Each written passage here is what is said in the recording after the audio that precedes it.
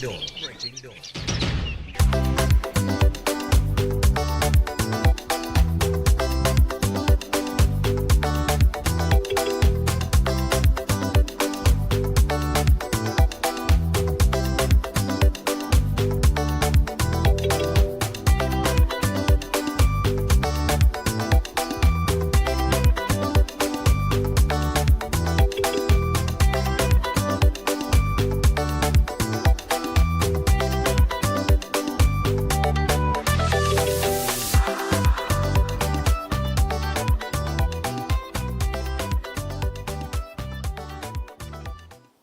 So good morning and welcome to Breaking Dawn. It is Tuesday morning, that's right, and it is the 20th of January, all right?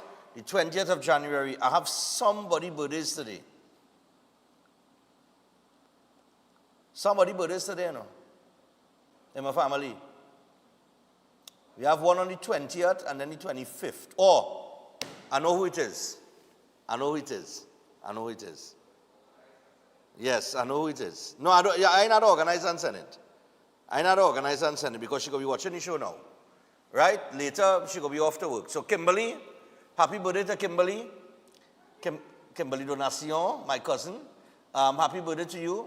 Do enjoy your birthday today.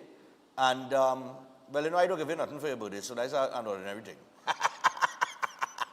You can't quit it on TV, all right?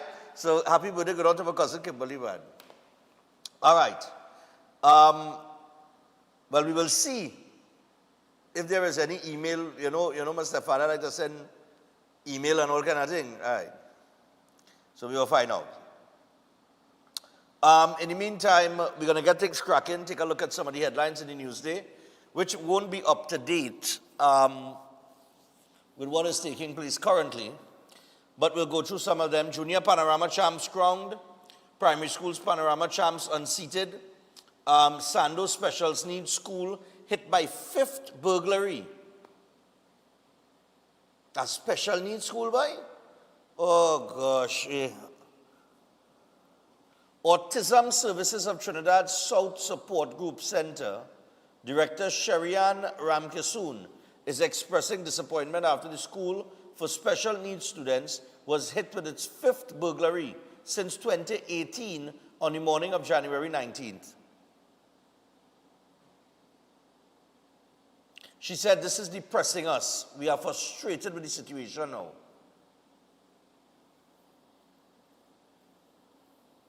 She said she received a call around 7 a.m. on January 19th, informing her that it appeared that intruders were at the school on Circular Road, San Fernando, arriving around 8 a.m. And she said she noticed the back door was open and the interior cameras were not functioning. Staying outside the building, she said she contacted the police who arrived shortly after in total. And she said the masterminds behind the attack left with $80 on a television.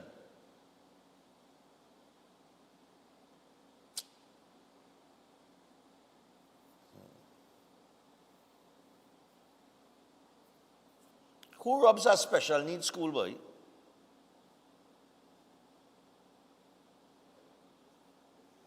No, really and truly. Who does that?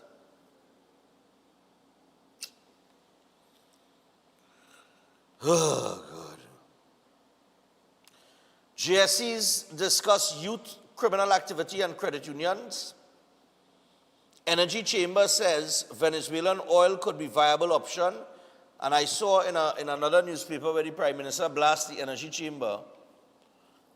It's in another newspaper this morning. Let me see if I just pull up the screenshot that I have here. All right, let me just pull up that screenshot. I pull it up. Don't pull up nothing. I find send for you. PM Blast Energy Chamber calls them self-serving greedy, turns down invitation to deliver keynote address at conference. Wow.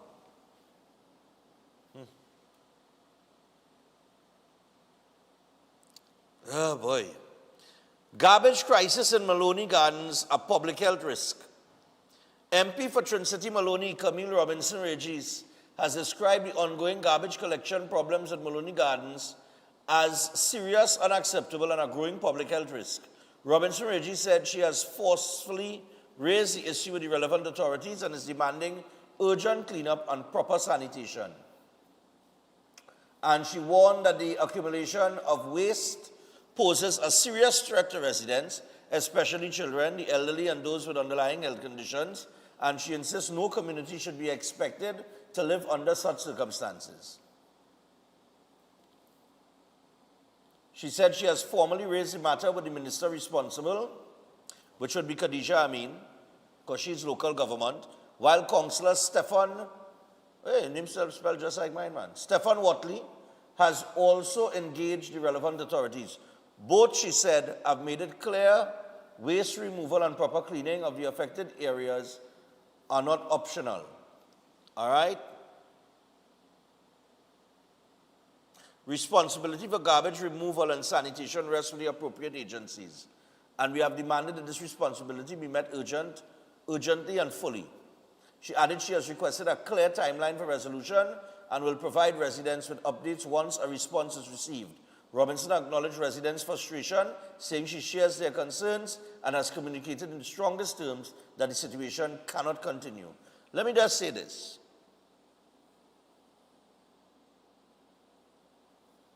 She went on to thank workers of the Tunapuna Piako Regional Corporation.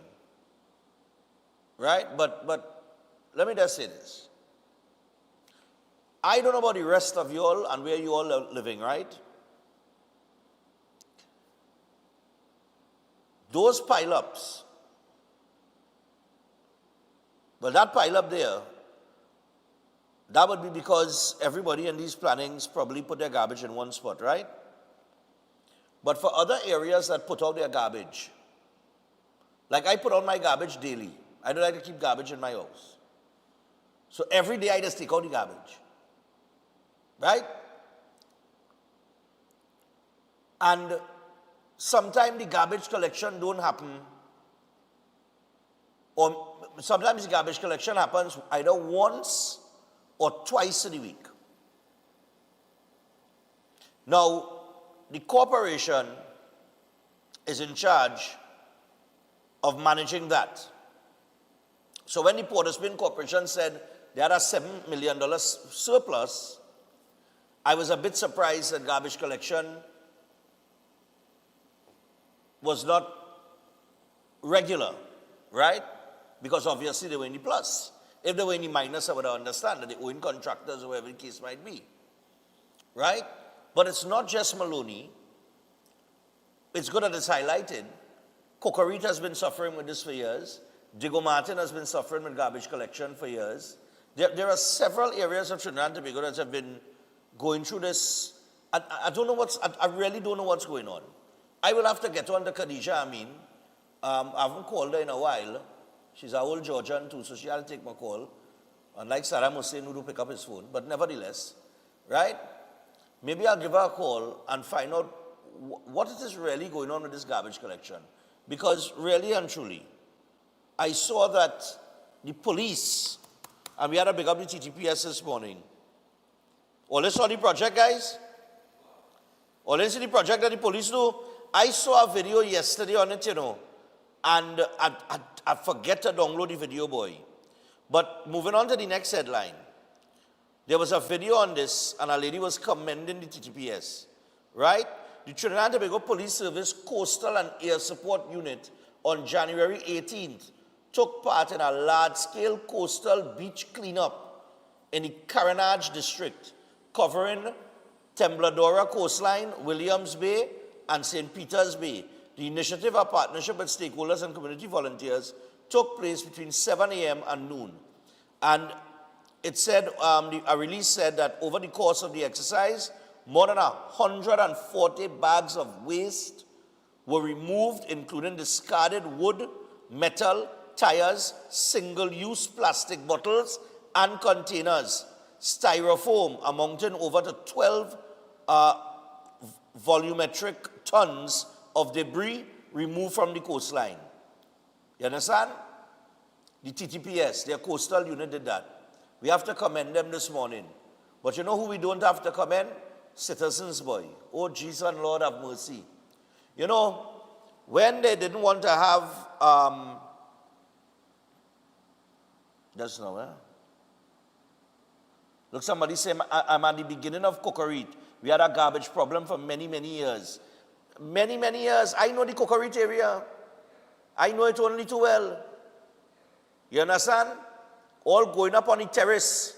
When you're going up in the terrace, right as you reach the peak of the hill where Ananias live in, it have a big dump. I don't even know how much time that has passed. Fort George in St. James have a next dump down to the bottom of the hill, almost by Hummingbird's Panyard, always overrun with garbage. I don't know what is going on. But it ain't looking good, right? So whatever is the scenario with the corporations and the local government arm, solve it, please. Okay? And let me get the garbage collection going, please. Back to the TTPS and their coastal and air support unit for the cleanup. Director, you're working, boy, because I don't remember sending that to you. You're working on the ball, boy. All right. Here was the problem I have with this. I commend the officers. But here was the problem I have with Trinidadian people. I can't speak for Tobagonians, but I can speak for Trinidadians. Why all let us leave the place so stink when all they use it, boy? You know, anywhere I go up Maracas or Damien's Bay or any little beach I go by, I just always have my little plastic bags in them to put my garbage in, and I just put it in the back of my car driving out. And if I see a dumpster on the side of the road or wherever, I'll throw the garbage, I'll stop and throw the garbage in it. Right? You cannot be leaving the beaches and things with all this garbage, boy. And then all of us want to talk about patriotic and all this so patriotic. That is patriotism too. When they didn't want to have no Independence Day parade, oh God! Yeah. You would swear that patriotism starts and ends with an Independence Day parade. No. Patriotism is an exercise that you conduct every single day. When you take pride in how you keep your surroundings and your country. And the corporation and the local government arm better get that message too. Because when you fail to do proper garbage collection, that's unpatriotic. To have the place looking in a mess. Let me don't do that, man. Let me get the streets clean. You understand? The pavement shouldn't be overrun with garbage bags. It's not a good look.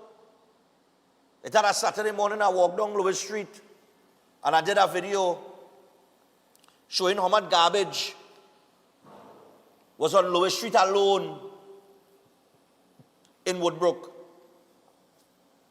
I think the whole day passed. They probably come and pick up the garbage maybe the Sunday or maybe the Monday. I don't know. I can't recall. Right? That's not a good look, man. But pick up the TTPS, we just knock them. All they like to knock them, but they're doing a good cleanup campaign.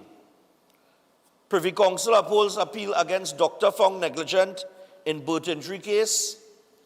Relatives of Beta men allegedly beaten in police traffic stop demand investigation.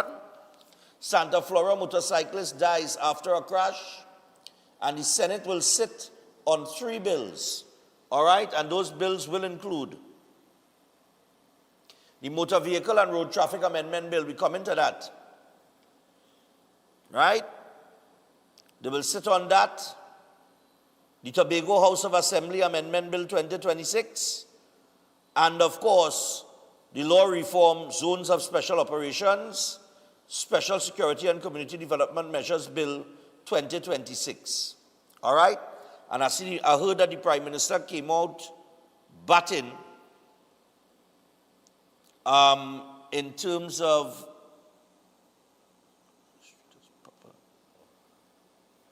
look, somebody tell me nobody on the street have a proper sewage line. I will talk to Mr. X about that today when I meet him up on radio. because he with public utilities. All right, so I'll see if you could get that message across the WhatsApp. But anyway, so these are the three bills that will be discussed. I see the Prime Minister come out swinging at the independent senators. I think it was last night. Somebody sent me a post as it relates to that. I think she just, they didn't understand it. It's a kind of reverse psychology thing that I think she's using, calling them out again. Remember they did that when there was some bill that they wanted to pass in the earlies, boy. And they came out swinging, saying that they weren't independent and this, that, and the other. And they kind of back them in a corner now to make them think twice. I don't know if that strategy will pay off this time around, but I think that the zones of special operation is a good thing. Extract the criminal elements, ensure that the area remains safe and secure, and then let the social and development, the social and community development programs kick in, because they have a legal obligation to do that. Rebuild the communities from the inside. That is what you have to do. You can't rebuild it from the outside. And I think that if they focus on that part of the bill, I cannot see why the independent senators will not vote for that. Everybody talking about the police and the powers the police have. Let me ask you something. Fellas, how long we under a state of emergency? We've been under a state of emergency first off in December of 2024. All you pay attention, class open. Right?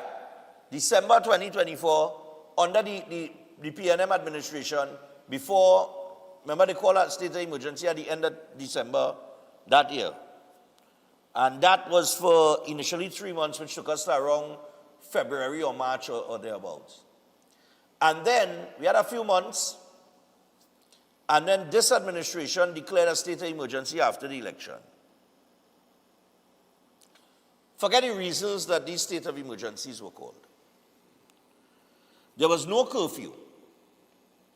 Have you been bothered by the state of emergency, gentlemen? Has your movement been restricted in any way?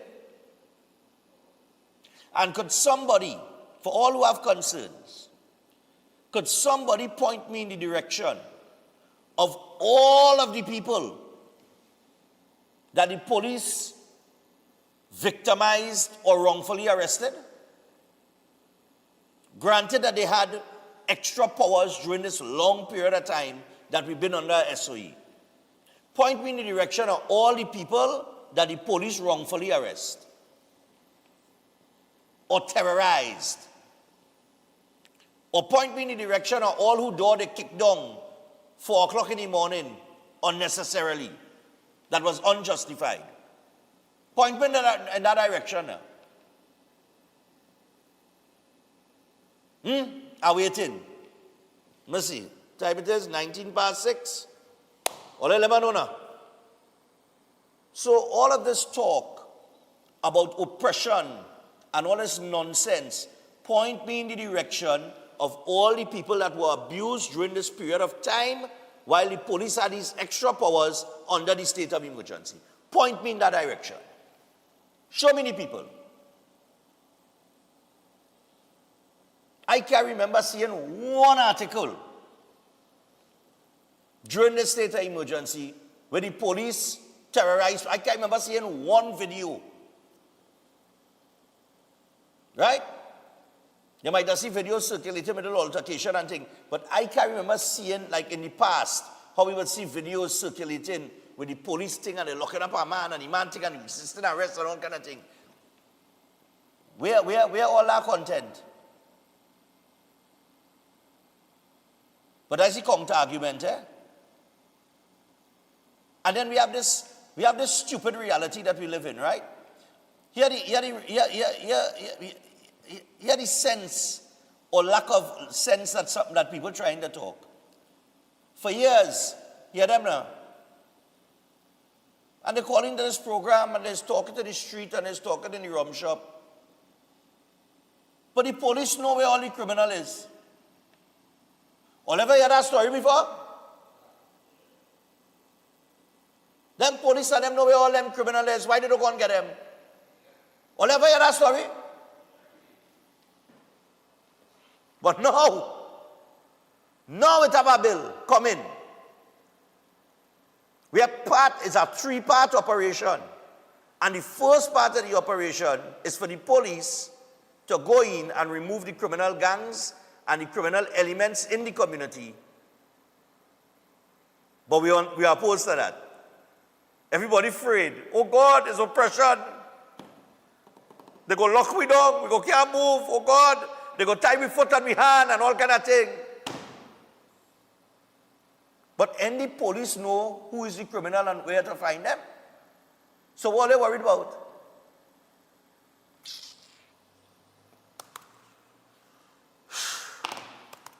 Sometimes I just had to wonder, you know. I just had to wonder.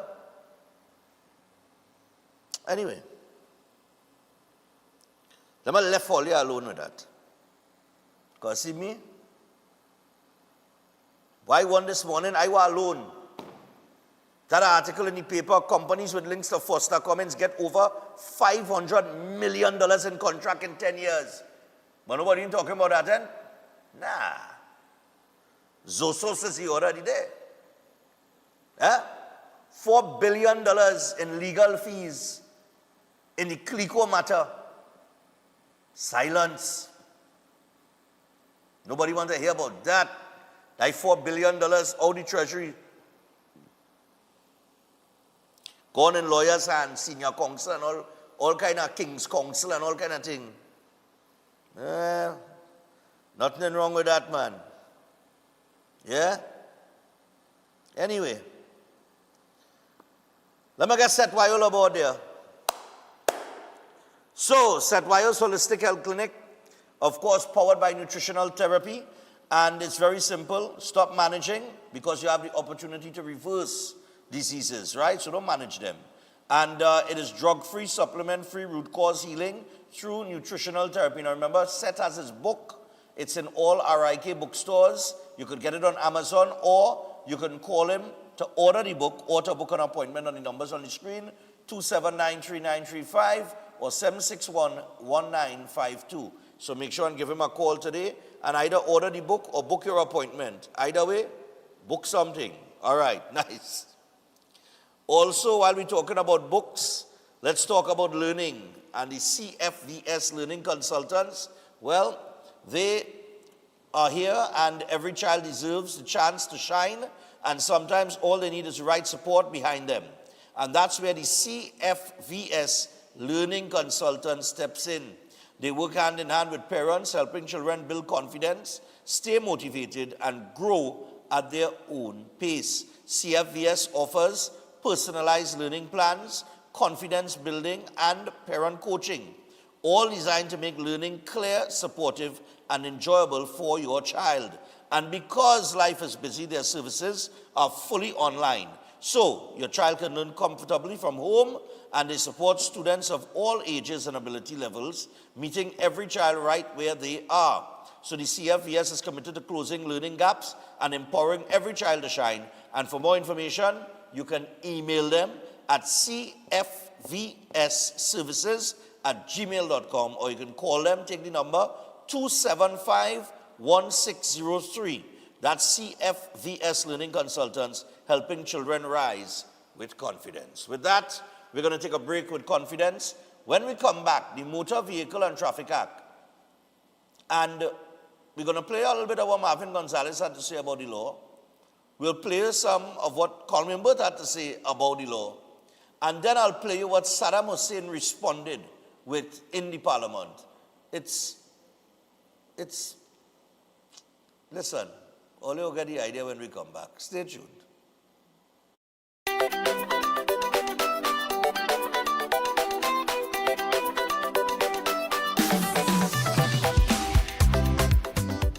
They gave us the music. I feel like home. They gave us the memory. Woman, you could run away too. They gave us the rhythms of life. Trinidad and Tobago. Join us for a special tribute to our legendary musical icons who have passed on in, gone, but not forgotten. including Bunny, Swallow, Singing Francine, Shadow, Arrow, Maestro, Rootsman, Blacks, Sandoli, The Mighty Terror, plus lots more. Their music still lives on in our heart. An unforgettable night as we celebrate their legacy in Gone But Not Forgotten. Wednesday, February 4th at Napa and Thursday, February 5th at Sapa. Showtime both nights, 6:30 p.m. Your master of ceremonies, Sonny Bling. Tickets $300 and $250. Early bird tickets bought by Monday, January 26th cost $50 less. For more info, call 732-3402. Gone but not forgotten. Is your life stuck in the same struggles again and again? Pandith Bhargav helps remove negative energy, solve love problems, fix marriage disputes, clear financial stress, and stabilize job and business issues. With accurate psychic, palm, and horoscope readings, he guides you toward the right path. His powerful 30-minute session brings quick relief and clear direction. Take the first step today. Call +1 868-347-2350. If you want to be a better chef at home or advance your professional career, Chef Shiraz Culinary Academy is the best place to be. Some of the courses that we offer here at the Academy: Creative National Cuisine 1 and 2, Baking and Pastry 1 and 2, Kids Summer Cooking Classes, one-day classes at the workshop. We have Asian cooking classes and certificate in culinary arts, food lovers and professionals. Start your culinary journey today with us at the Chef Shiraz Culinary Academy.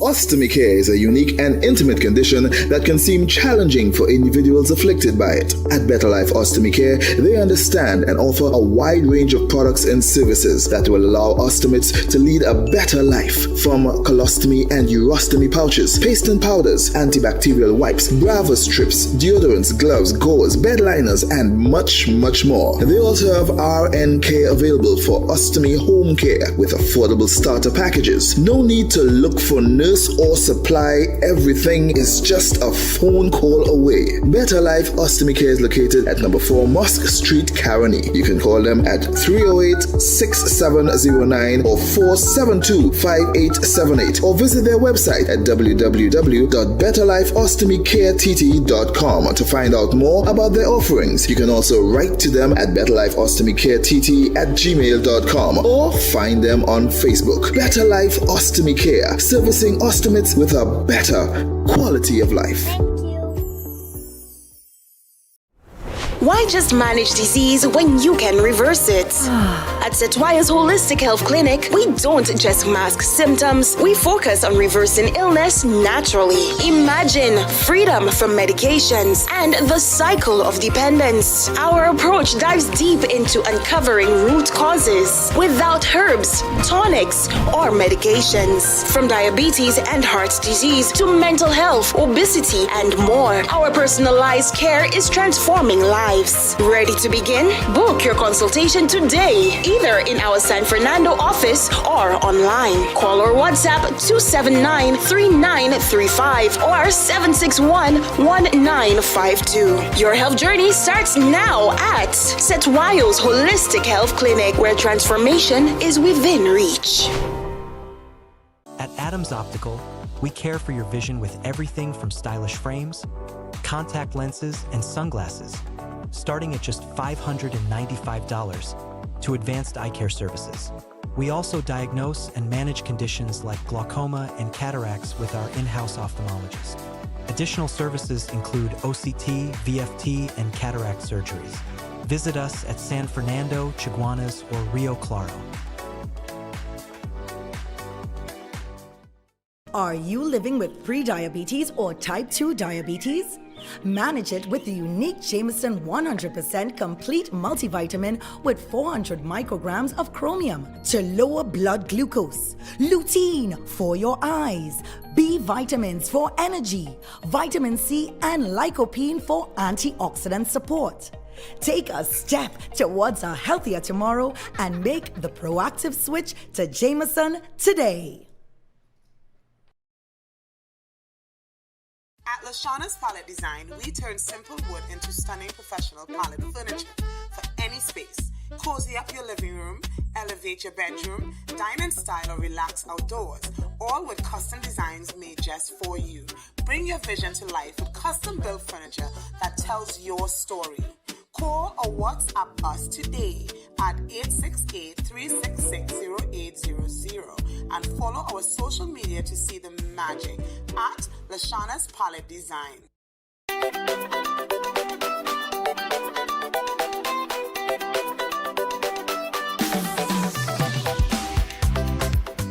Just only hold on here.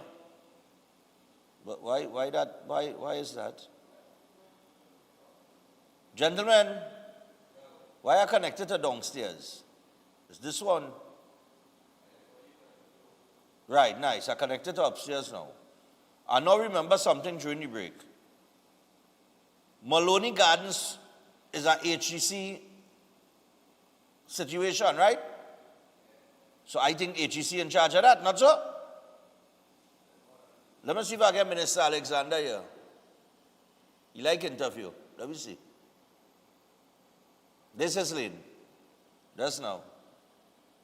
This is his lane, right? Just now. Let me go back here. Hold on. Only no call, no phone, eh? Let me see if I get Philip Alexander here. He with the Ministry of we were the HEC ministry. So let me see what's going on. Make sure I get a dial tone, eh? I suppose I hear it ringing? Nice, I hear it ringing in the back. Let me see if you answer the phone.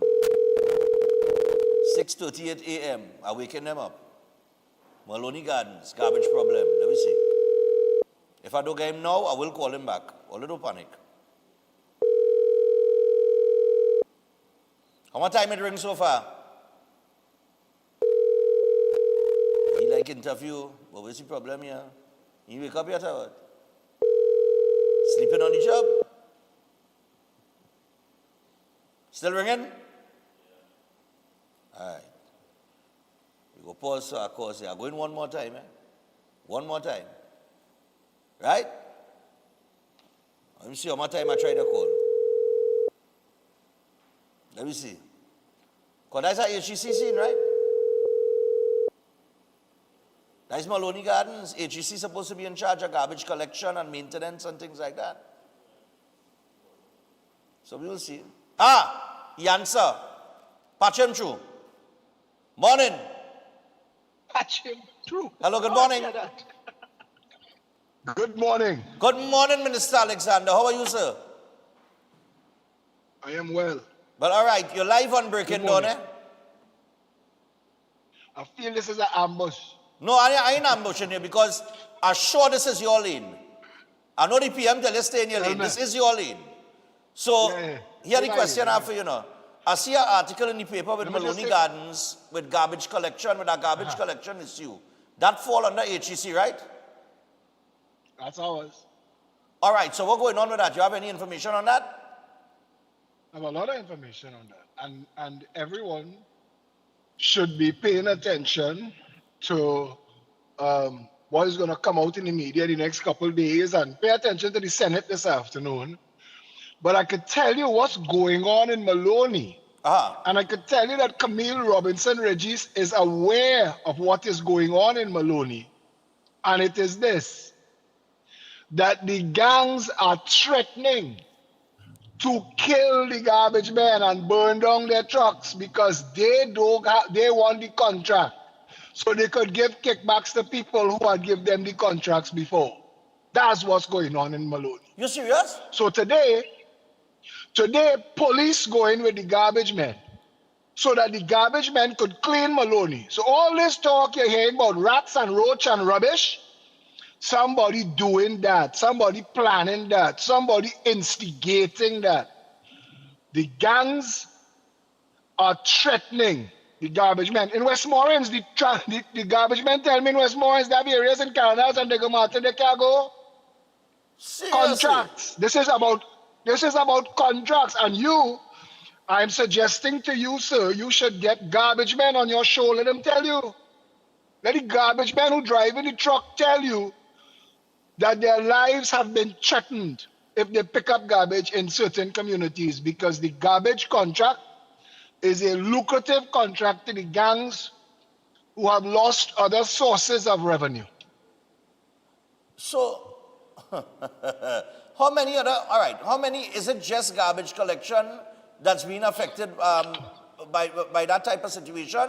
Or are there other... This is the... Well, as time goes on, because we've identified hundreds of millions of dollars of corrupt contracts that were linked directly to former government ministers under the last administration. And I know that the current board of the Housing Development Corporation under Feroz Khan are sending this information forward to law enforcement. But as the contracts lapse and new contractors are awarded the contracts, there is threats of violence against the workers to prevent the work being done, so that the media could make it look like the contractors not doing the job. The contractors, the garbage men are pleading to be allowed to do their jobs. That is what is going. Wow. On another note, as I have you on the line, Feroz Khan, and I think it was missed because of the timing of the press conference that he did on the 4th of January. But those contracts that were given out, where under the last administration they were building HEC houses that carried a value of $500,000 for $2 million. They were building $500,000 houses at a cost of $2 million. And right, but has anything been sent to the TTPS as it relates to that, to investigate that? A lot has been sent. I know for a fact that the board and the chairman have uncovered massive corruption in the HTC, and the information is being forwarded to law enforcement, to the DPP. The Attorney General is aware.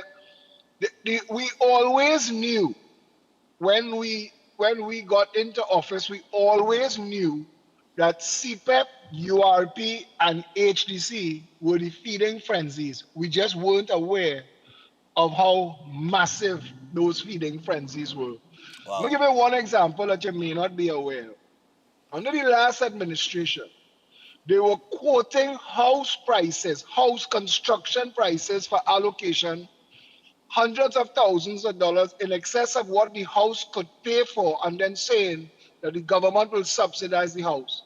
But they didn't tell you that they weren't costing something called infrastructure, which in many cases, that is the roads and the drains and the electrical and the plumbing and stuff. And in many cases, those cost more than the house. Wow. And that wasn't even counted into the value of the house. Okay. And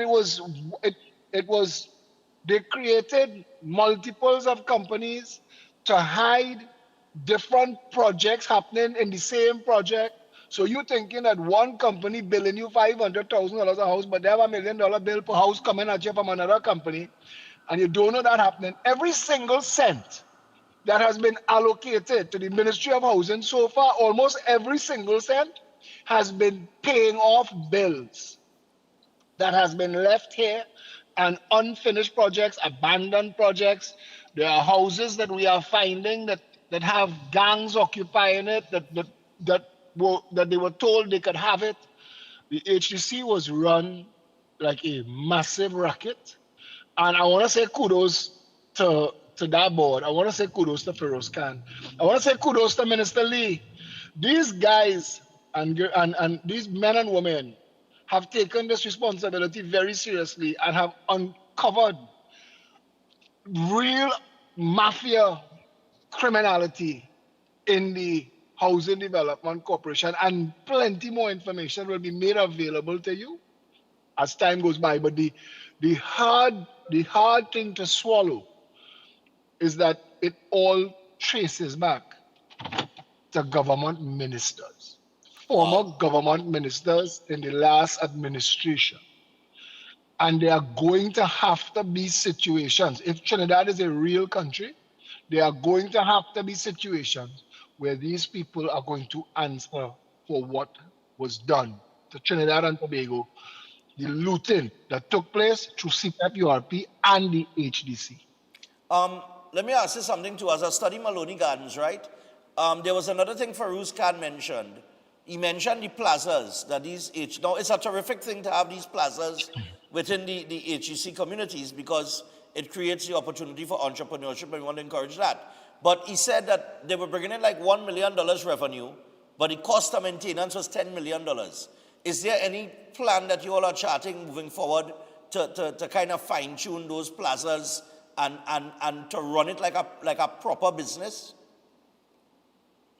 Well, they've sent me to a few with the team to get information and bring it back. And what we found, like in Maloney, again, let's go back to Maloney, because there's a mall in Maloney that is empty. There's a food court with one store, and there's nothing else going on in the whole mall. And the HDC taxpayers, when we say the HDC, we're talking about taxpayers. The average taxpayer is paying money to upkeep something that is an empty edifice. If you walk in a mall, you walk into any mall, you know, and see every single store closed, and imagine that somebody's paying the rents and the security and the lights and everything else to run it. What shut that mall down was the amphitheater that was built alongside, adjoining the mall, that the communities used to use for their events at a peppercorn rent, which was the idea behind building a mall and an amphitheater, because every mall has something called anchor stores or something that brings people to the mall. Right. There are no big groceries or drug stores or anything that would go into, well, Maloney, because it's a hotspot. And the mall itself has to be community driven. And the amphitheater was doing that job. And then for some unknown reason, because the residents can't explain to me, most of the residents, they gathered together and they gave me all the stories and they gave me all the information. One day, somebody decided that the rent of the amphitheater was supposed to go up by thousands of dollars that they couldn't afford for their little events. And now the whole amphitheater collapsed and run down. And so there's nothing to bring people to the mall. I think there were a lot of booth running and one lady holding on to her store in the food court, but that mall is dead. So what the board has to do, and what the chairman has said, is that they are looking at how we get these things, because that mall, for it to be functional, there are $25 million contract to fix it. And that was one of the things that we stopped. We said, listen, stick a pin in this until we make a decision as to what happens here. Because you're going to spend $25 million to put a facelift on a mall that's not attracting any businesses. Then you're just literally throwing good money after bad. Right. So they're going to make a decision as to how you could get these malls functional. And I know that they're looking at all of the management opportunities that they could look at to see what could be done. But the malls, they might have to sell them. They might have to lease them or sell them to people who might be interested to generate some jobs of some kind or something, because this is unsustainable. And all of these things are what dragging the economy down. Wow. Just finally here, I know I'll catch you off guard, but I think we get a breaking story there with this garbage collection and these gangs. But the Senate, of course, will meet on 3 bills. You are part of the Senate. Anything that people could look out for today in the Senate in particular, because these zones of special operations there seems to be a narrative coming out from the other side where unfortunately race and oppression and these sorts of terms have been, they start with that narrative as it relates to the zones of special operation. I have taken a look at it. I see that it is a 3-phased situation, with the last phase probably being the most important one, which is the social and community development aspect of things. Anything you want to say on any one of these bills that will be going towards to the Senate? Well, I am supposed to be speaking on the Motor Vehicle Act, but the zones of special operations that you mentioned just now, people need to pay attention to what happens in the Senate today. Listen to everybody's contribution and see how everybody votes. Because I tell you, the communities that are hotspots, there are people in this country who are working hard at cooling down the hotspots and getting and turning things around. They were dismissed. They were fired. And I know people that are willing to get back involved, who are highly trained, who are capable, and who are contemplating, because they see the actions of this government. These zones of special operations are, forget the nonsense about race. It is about going into communities that are so dysfunctional and held under criminal rule that the people who live in the communities can't live, they can't go about their business. They need permission from gangs and gang members to go to their own home, and if you're crossing the wrong street, you can get killed. All that stupidness. We want to go in there. That's the idea behind the zones of special operations, and give these people security. And as you said, put in place all of these social requirements, all of the infrastructural requirements that it is lacking now to help bring the communities back into the full family of Trinidad and Tobago. We want to unhot the hotspots. That's the purpose of this. All right. We will be looking out to the Senate today for contributions by yourself and others, and we will see where this goes, because I understand you all need at least 4 independent senators. I think that the last few times we've seen that there are independent senators that are willing to put country first, and I hope today we see that through the entire rank and file of the independent Senate. I expect the PNM to come with the same nonsense, but the independent senators, they live in the same Trinidad and Tobago I live in and that you live in. And if they believe that there is anything here other than failed leadership that led to the collapse of these communities, I invite all of them, before they come to the Senate today, go Morva, Beetham, Laventel, Sealots, Rich Plain, Covey, Mason, Factory Road, go Cocorite, go Harding Place, go Waterhole, go Big Yard, go Scorpion, go Point Kumana, go Carnage, go in the PNM hotspots and see how those communities are set up and how those people are suffering to eke out an existence, and understand the purpose of what we're trying to do today. All right. Well, thanks a lot for taking the call. Thank you, my brother. The impromptu Thanks call. for reaching. No problem, man. Take it easy. So that is Minister Philip Edward Alexander, Minister in the Ministry of Housing. Well, you see all those final things? I really, really didn't know we would get that kind of information today, you know. So apparently, the garbage men, according to what the minister said, as it relates to that article with the garbage collection in Maloney, I do not know how many other areas this is taking place in, but he did mention a few are being threatened by gangs in the area who won the contract. That's, oh, Lord have mercy. On the issue with the malls, they gotta make it sustainable. All right, we can't have these malls that within those HEC communities that they're bringing in $1 million in revenue, but it costing $10 million to maintain it. That is bad business. It is not a good business model. I don't think anybody could disagree with that. All right. So we just found out a few things. Well, so what we're going to do?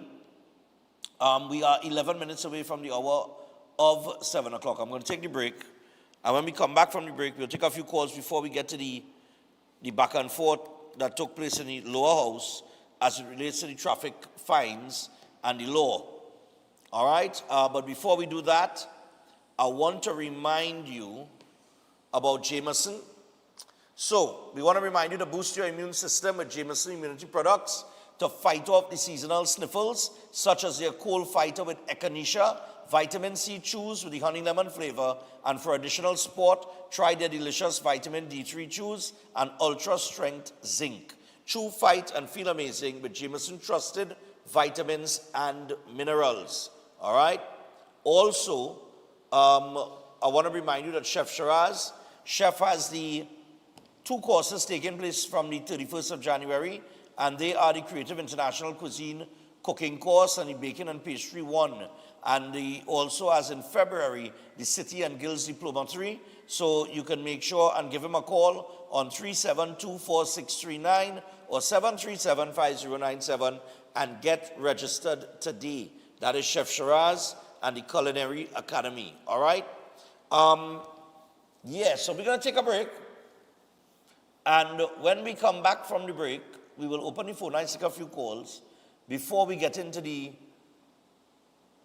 road traffic and motor vehicle bill that was debated in the lower house last week. We're going to play you what Marvin Gonzalez and Colin Mimbut had to say. And then I'm going to play you Saddam Hussein's response, right? Which, boy, it was startling. But nevertheless, stay tuned.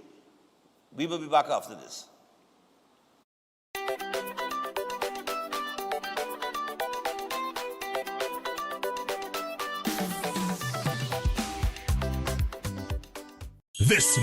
This coming Monday, January 19th, it's your last day to purchase physical tickets for the massive 3-car raffle promoted on behalf of Queens Royal College. There will be no further extensions, so get your tickets by this Monday, January 19th. Draw date is Saturday, January 24th at the college. Some ticket outlets include IslandEtickets.com, Mart Liquor Palace, Dingle Martin Main Road, Abana Supermarket, Sign Village Pinal, Uncle Beto Santa Cruz, Better Deal Supermarket, Cunupia and Aranguez, Khan's Liquor, Dingle Martin Main Road, Ramsing Sports, Chaguanas and Cuba, Bobby's Bar Curette, Mirage Supermarket, Sangre Grande, West B Supermarket, Dingle Martin and Tacarigua, John Supermarket, Upper Bourne Road, St. James, Payless Hardware, Dingle Martin Main Road, Don's Roti, Pitti Valley, Mirage Westside Arima, Western Pharmacy next to St. James Police, Pies Restaurant and Lotto opposite TTT, and Photo King Lotto in City Gate. Get your tickets now. Queens Royal College 3-car raffle.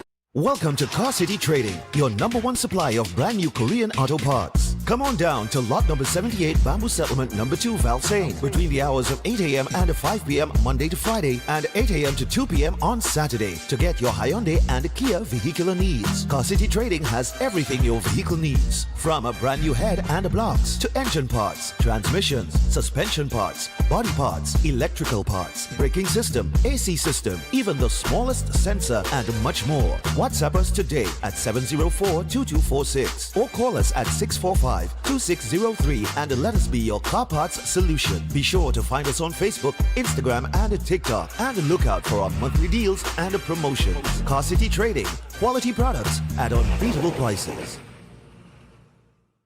Welcome to Caribbean Tourist Villa, your home away from home in the heart of Port of Spain.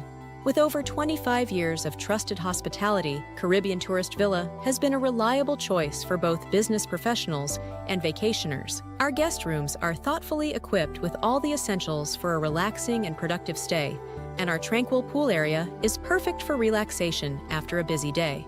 We've created the ideal space for you to relax, recharge, and enjoy. Give us a call to book your stay today.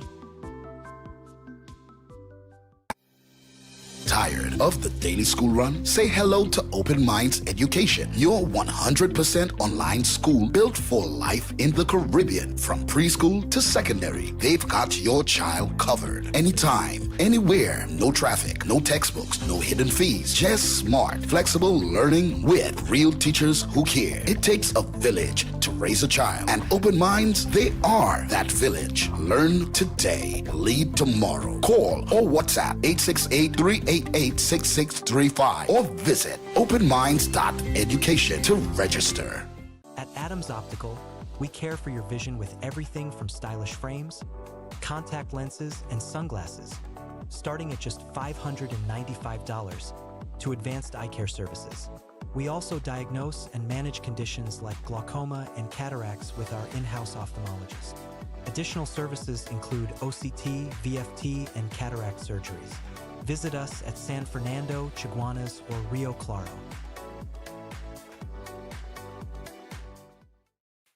Attention all bakers, doubles vendors, roti makers. Try Chic Leisha high quality, unbleached, bromate free, all purpose and whole wheat flour. Bleached flour and bromate flour is treated with chemicals that can cause cancer, and this is banned in Europe and many other countries. Chic Leisha flour offers a healthier option, being that it's unbleached and bromate free. It also has a finer grain and a softer texture, lower priced and conveniently packaged in 2 pound, 2 kg, 10 kg and 25 kg bags. Available at groceries and supermarkets. supermarkets. For wholesale and retail prices, contact Chic Leisure Limited at 665-3336 or 480-8715 or visit them at Warrenville, Canupia. Chic Leisure Limited. Quality you can trust. When the carnival pace pick up, Royal Castle is the most tasty and convenient stop. Welcome to Royal Castle's drive-thru. Whether we heading to the beach with chicken buckets and sides, having a house line with all the combos and sandwiches, or we stop by the castle to eat before the fete. Royal Castle local flavor is always part of the carnival. Are you living with pre-diabetes or type 2 diabetes? Manage it with the unique Jameson 100% complete multivitamin with 400 micrograms of chromium to lower blood glucose, lutein for your eyes, B vitamins for energy, vitamin C and lycopene for antioxidant support. Take a step towards a healthier tomorrow and make the proactive switch to Jameson today.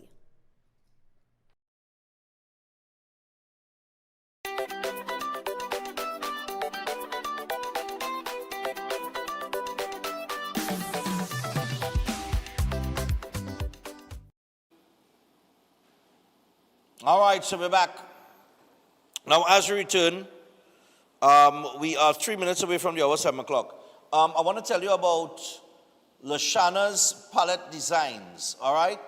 So if you're tired of choosing between furniture, if you're tired of choosing between furniture you can afford and furniture that actually lasts, at Lashana's palette designs, you don't have to compromise.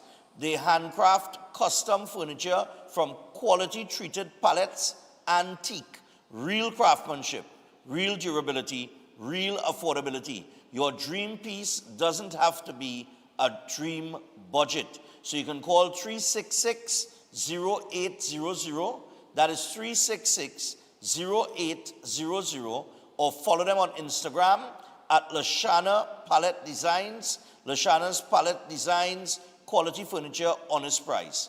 All right, so for those of you who looking for affordable furniture that will last, this is a good option for you. When I tell you affordable, it's really, really affordable. Trust me, you just call, find out about it.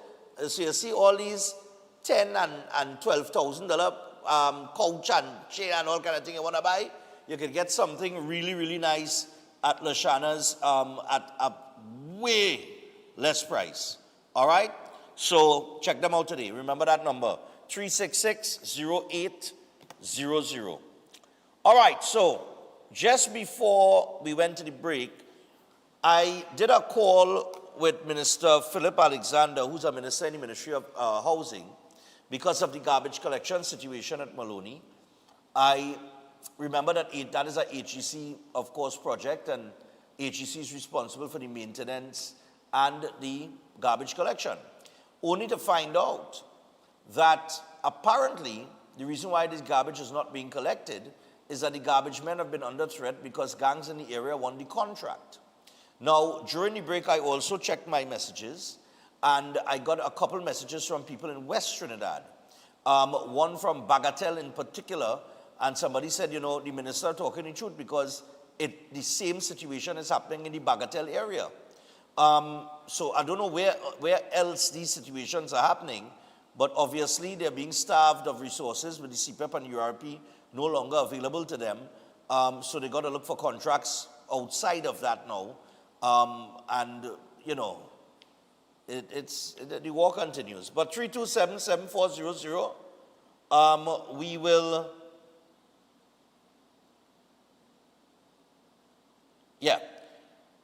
we will take a few calls. You know that there's that paternity bill that was passed. I haven't spoken on that, but I really had to talk about that in time to come. So we're at 7 a.m. It's Tuesday morning. Hello, good morning. Morning, Stefan. Yeah, morning. You hear me? Yeah, and you go ahead. I'm grateful that you make that call to the Minister and the Minister of Housing and some of the information that he shared. And the only thing The only thing I would say is I was disappointed that he started off the answer with Samuel Robertson Regis. That is the only thing. Because if I ask somebody... He didn't say anything. He didn't say anything untoward. He said she knows what's going No, on. no. Exactly. And no, this is my opinion. No. I just say that if I sit down in a meeting and I ask somebody, hey, tell me something about this here, because this is in your lane, and you start off your answer with somebody, Stefan, no. I say, wait. This is your lane, I asking you something, but go ahead, continue. But again, now the police and the SOE. Recently, we had the Minister of Homeland Security and the Prime Minister saying that police officers are advantaging people on the roads. I don't know if you can remember that. Yeah, but he take it in. Right. Now, if I am to take them at their word, and residents are saying, when you implement something, police just come and take advantage of that. That is consistent. That is not something I say against the government, or I just appear them. I just appear them sycophants. I hear you. That is just a reality. All right. It's just a reality. Okay, I'm hearing you. But could you, like I said earlier, could you point me in the direction between July of 2025, since we've been under the state of emergency, under this administration, could you point me in the direction of all of the people whose homes have been invaded unjustifiably by the TTPS between July and now? I wouldn't be able to do that. But somebody else, as you say, you put it out there, and maybe somebody might call you and tell you, but that is not me. I don't live in one of them zones. All right. No problem. And lastly, independent senators have been coming under a sort of language of recent, which I find independent senators are supposed to be able to vote in any direction without anybody saying this or that, because they have voted against bills the PNM put forward. They have voted with. They are free to vote in any direction. Even before the bill started, people started to say, hey, well, if they vote against this, that means they this, that means they that. This is of a recent development I find very uncomfortable, that if it is independent senators are not able to vote in the direction that they feel, because they have an opinion too, and the reason why they call them independent is because they're supposed to be able to vote without the pressure of 6 o'clock in the morning or 7 o'clock in the day before the bill even starts. People started calling independent senator name, and they didn't hear their opinions yet. Okay. Nobody hear the independent senator's opinion, but they don't care, because if they vote against it, that means they miss PNMites. That's terrible. All right, no problem. Thanks. Yeah. I'm seeing here another message saying that what Minister Alexander is saying is true, as garbage men are getting threats regularly in their community as well. You could imagine that, boy, a garbage contract, boy. Nobody contracts garbage. The garbage collection contracts are pretty substantial contracts, eh? Morning. Morning. It's a real money in picking up garbage, eh? I do own a garbage truck. Go ahead, yeah. I want to applaud the police for cleaning up the beach, but I wanted them to clean up the people who litter in the beach. We need to have litter wardens all over the place and start charging people so all this littering and them will stop. In terms of garbage collection, solutions that were put forward a long time ago is that each county was supposed to have their own dump site. That people who find things bad who have transport could transport the garbage to these dump sites and dump it there. And at the same time, they have to have local contracts now in these areas now. So some of the local people who are not getting work will get work and not actually, well, how to put it, to hold the nation to ransom now, that all over the place now, garbage is a problem because people want to get the contract now and holding the nation to ransom. So if you have it localized, there'll be some form of solution finding, and the regional corporations in those areas now will be able now to monitor these things in a different way together with the regional corporation police. So there are many things that happen. And to pick up some of these white-collar criminals that we have out here, maybe we need a little foreign intervention, because somehow the local police, the sentiment is different because they might be family and friends. So they're doing their job the way they ought to do it, and they're going to be full force. And we need to up We need to up the penalties the same way they up the penalties for the traffic laws, for all of these other laws that people violating. And when we do these things now, there will be that culture shock that puts us in that direction, where we ourselves begin to think. And we mustn't be afraid not to report certain circumstances. And the police is not anonymous. When you call, the criminals come back by you and they threaten you. So they say anonymous, but it's not anonymous. So there are lots of things happening. Yeah, for people who looking at when they interfere with their members of their party and them, they're right to defend them because they're defending these things for years. And this is why the country is where it is. Time to change your mood. Be brave and come out and say, look, I'm supporting this party or that party. And as far as the independent center is concerned, their job is not to attack the government. The opposition is using them because they are appointed by certain people. Their job is to highlight the ills and to better the bill. And to make adjustment that will make it that will benefit the country as a whole. Have a good day, man. I talk too much, right? All right, no problem. Have a good day. Yeah, man. 327-7400. Hello, good morning. Hi, good morning, sir. How are you going? Hey, guy, cool, man. Cayman Islands? Yeah, Cayman Islands. Yeah, I just man, wanted go to ahead. I just wanted to say that you had mentioned something a while ago, and you mentioned it a few times. And it's the solution to all these issues, you know. You see, simple sting operations, put some undercover police with the garbage people, not marked or anything, and as somebody threaten them, they grab them and squeeze them. Yeah. And you'll see how quick that will stop. Yeah. You know? I just said I would mention that. The solution is there, you know, it's just for them to implement. Exactly. Yeah, man. Thanks a lot. All right, man. And let me tell you something, on that call, right? If you all noticed in the news, there was a story that broke over the weekend, or I think it was last week, where the police posed as Facebook, they posed as buyers on Facebook Marketplace, and they line up a purchase with some people that was selling something. And they went and they meet the people, and the people tried to put on a robbery. And they tried to rob the police, not knowing it's police.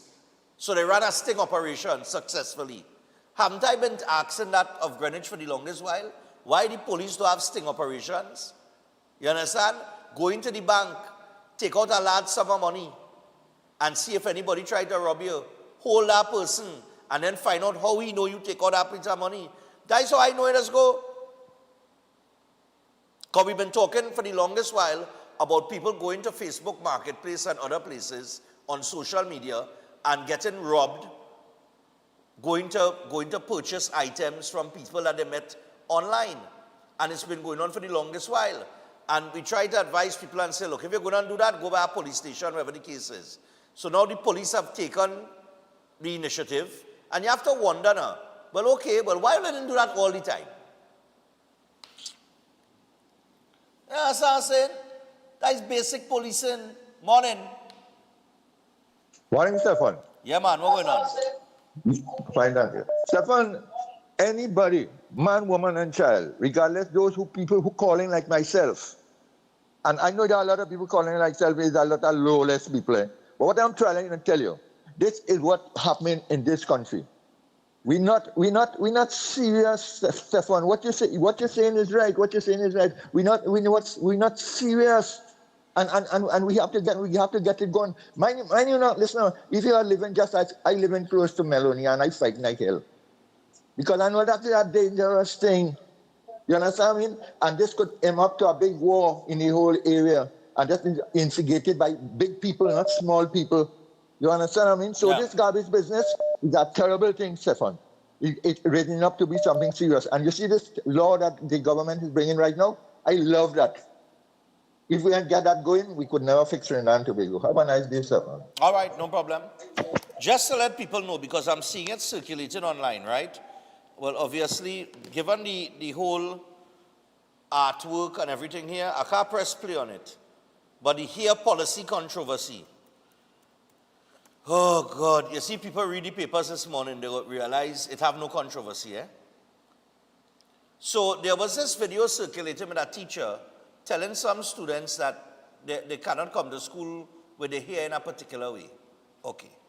So apparently that has sparked some outrage amongst the public. But, Director, I think you have this headline, right? The Education Ministry headline. Just slip that in for me real quick. We're 10 minutes past the hour, 7 o'clock. I want to get to the back and forth with the motor vehicle.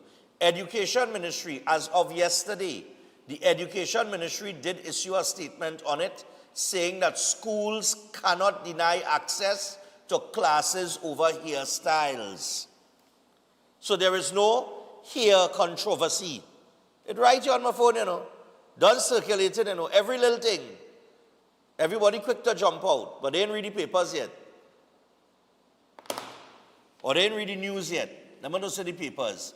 The Ministry of Education has moved to clarify its position on student hairstyles after an image allegedly from a secondary school circulated widely on social media outlining strict grooming rules and showing examples of hairstyles described as not accepted.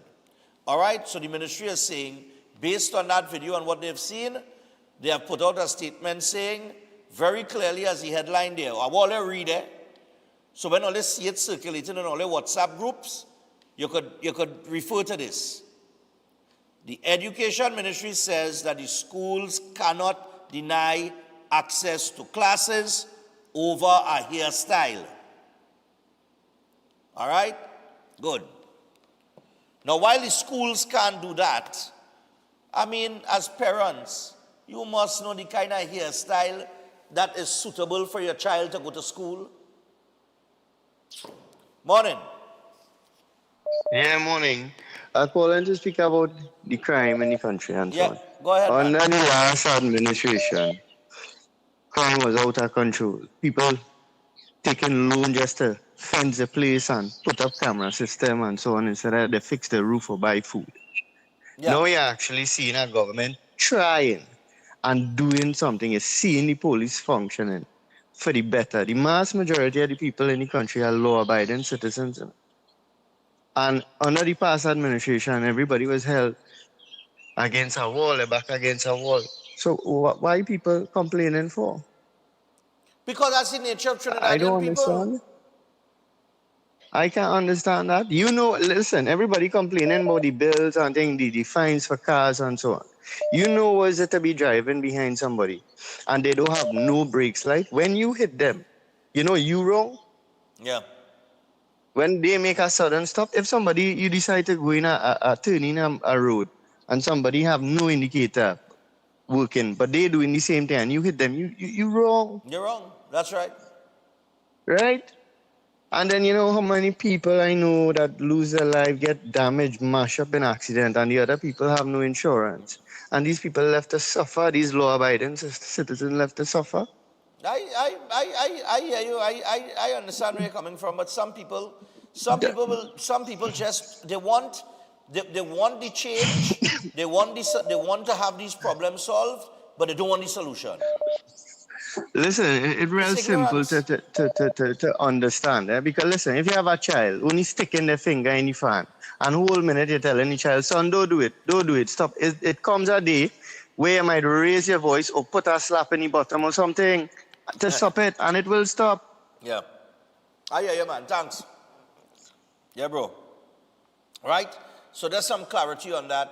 I'm seeing here now they're calling, they have another post going around on the NLCB issue. Where's the post, boy? Oh, God, I'm telling you, boycott all NLCB games unless this government stops the taxing and listens to the people's voices. Save TNT, we are fed up, boycott. So they're associating the NLCB games with taxing, right? You know, it's the last administration under the last finance minister that implemented taxes on NLCB games, right? All you know that, right? Lord Father. Yeah, I tell you. And all they want to boycott. Oh, God. Boycotting is a word Trinidadian people should be using. You understand? Except when it comes to KFC. They know how to boycott that. They get what they want. They take that serious, Trinidadian people. Everything else? Morning. Why all they don't try to boycott the banks? Morning. Yeah, morning. Yeah, man. When this government take up office, who cannot really recognize and realize there have been like an attack on this government with a lot of misinformation, particularly on social media. And with these fines increase and thing, well, boy, they make a mass of that, boy. They spread all kind of thing, all kind of different thing, right? Yeah. Now, whereas I myself, I have some issues surrounding like certain aspects of the fines with the blown light bulb and thing. I find government really and truly should show and demonstrate, a fast approach. Well, not more like a hands-on approach in repairing many of the roads and things that we face as drivers traversing the roadways and these kind of things. But other than that, there's a lot of attack on the government, particularly on social media, with a lot of missing. Look this same school thing. What you have to blow this thing out of proportion and spreading all kind of things is race. Everything's race. Yeah. Listen, who have I to see will see the stupidity and the misinformation being driven by maybe those in the opposition or those who have their own hidden agenda. Yeah. You understand what I'm saying? So let it continue. Yeah, man.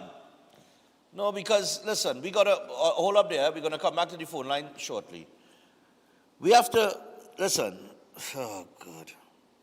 There is a whole social media campaign that is being run, and when you take a look at some of the arguments that people are putting forward, as opposed to what is actually facts, it's almost laughable. But the problem is that the average citizen responds to simple rhetoric, right? So, for instance, zones of special operations is oppressive, right? So the word oppression jumps out at some people, at the average person. And then, in their mind, it is that. They didn't read the bill, They didn't take a look at the legislation, They haven't stopped to say, but wait. This is a 3-part operation that deals with removing the gangs. That's a good thing. The protective services remaining in the area to ensure that the area is safe, and not only safe, but that the gangs don't, or other members don't spring up and reintegrate themselves back into the community. So they make sure that the community is safe, and that the vast majority of the community are those that are law-abiding citizens that want better for their community. So you have the presence of the protective services there. And then all of these communities that have been run down and are in deplorable conditions, they're going to rebuild those communities. Is that a bad thing? Where is the oppression? You see, but people don't look at it like that. They don't go through it like that in their thought process. Somebody on social media say, boy, you see this thing? This thing is the most oppressive thing. Them police and them go down come and they go lock you down. And God, if they implement a curfew, that means well, I can't come out my house for 3 days. So I can't come out my house for 3 days. And that's what they put it across, and that's what sells. I am on social media. I have videos with hundreds of thousands of views all over TikTok, Facebook, since Facebook was Facebook. Right? I'm a known face on social media as well, and voice. So I could tell you. I tell you what sells. I know what sells. And I know what they're selling. But I have never sold propaganda or misinformation. I always come with my facts. And I always make sense. Because I believe, if I could sit here and talk to you, and what I'm saying is sensible, then how could you deny it? If it makes sense. Now, we all know in society there are senseless people. Well, we can't save everybody. All right? We can't. Director shaking the head here. All of them not getting to eat, boy. I like all you. They don't offer me nothing, you know. Yeah, that's why I get treated here. Oh, God, but they will come and ask me if chef come in here Friday or whatever. Oh, no, Friday we had Carnival Village. We had the John Cupid Carnival Village on Friday with the show. But anyway, unfortunately, this is the order of the day. So, we live in a realm where social media is becoming more dominant than conventional media. My message will get out to who watching this program now and who watches the repeat. Unless somebody cuts out what I say and send it out there so that the facts are out there. It's a war. You understand? But social media, you scrolling through your phone and it popping up in the algorithm and you're hearing it over and over again and you're hearing one person say it and then another person say it. And that's the idea. The idea in running these campaigns is that different people are saying the same thing and boom, they make the sale and they sell you. Now they can't sell me because I just think. I don't have anybody think for me. I am a thinker. So I will assess a situation proper before I open my mouth to talk about it. And if I ain't sure about something in that situation, I dare not speak about it. A perfect example of misinformation and social media is coming up after the break, where the Road Traffic Act and Road Traffic and Motor Vehicle Act was debated in Parliament, and the two clips that I will play from the opposition was cut out by people on social media who support the opposition, and they cut out those two clips and they post it out there. And if you listen to those two clips alone, you would say the government wrong because you didn't hear Saddam Hussein. But we're going to clear that up today. And just before I get into that, before we take the break and get to that, I want to mention that I spoke to Head of Traffic Brent Batson on Off the Record on my radio show. I spoke to him last week, Thursday. Brent Batson said, and maybe I'll have him on if this thing becomes a topic again on these fines and whatever. He said on the sticker issue, to those of you who have your stickers on your vehicle, the sticker, you're going to get a ticket for the sticker if it's on the glass. But a sticker on the body of your vehicle is not illegal. But if you put it on the glass, you'll get a ticket. Because you're not supposed to have stickers on the glass. What's that? And not too close to your number plate, where it is, in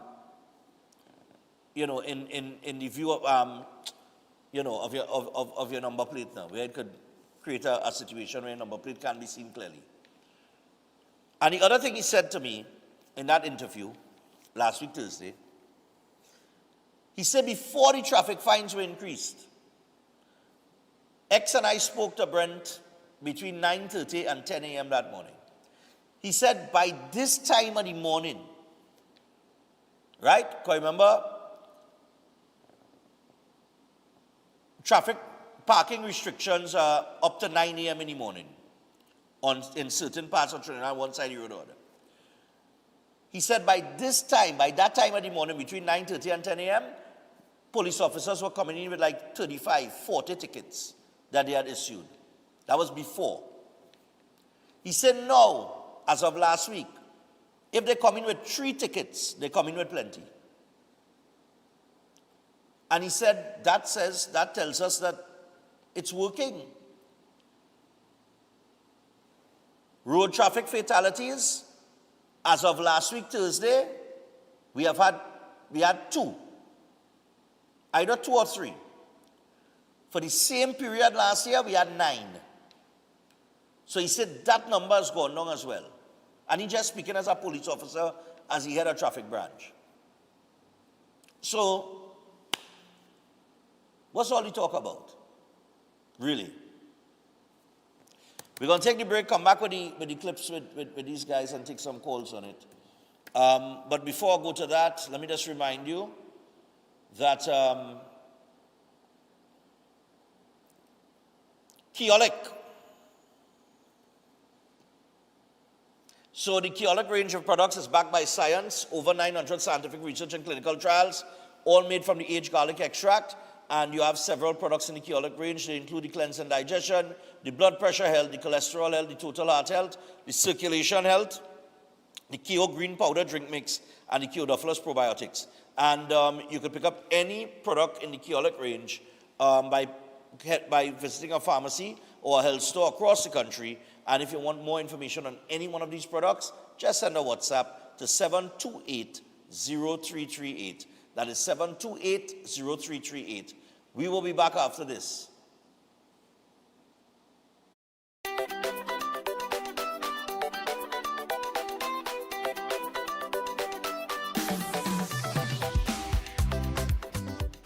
They gave us the music.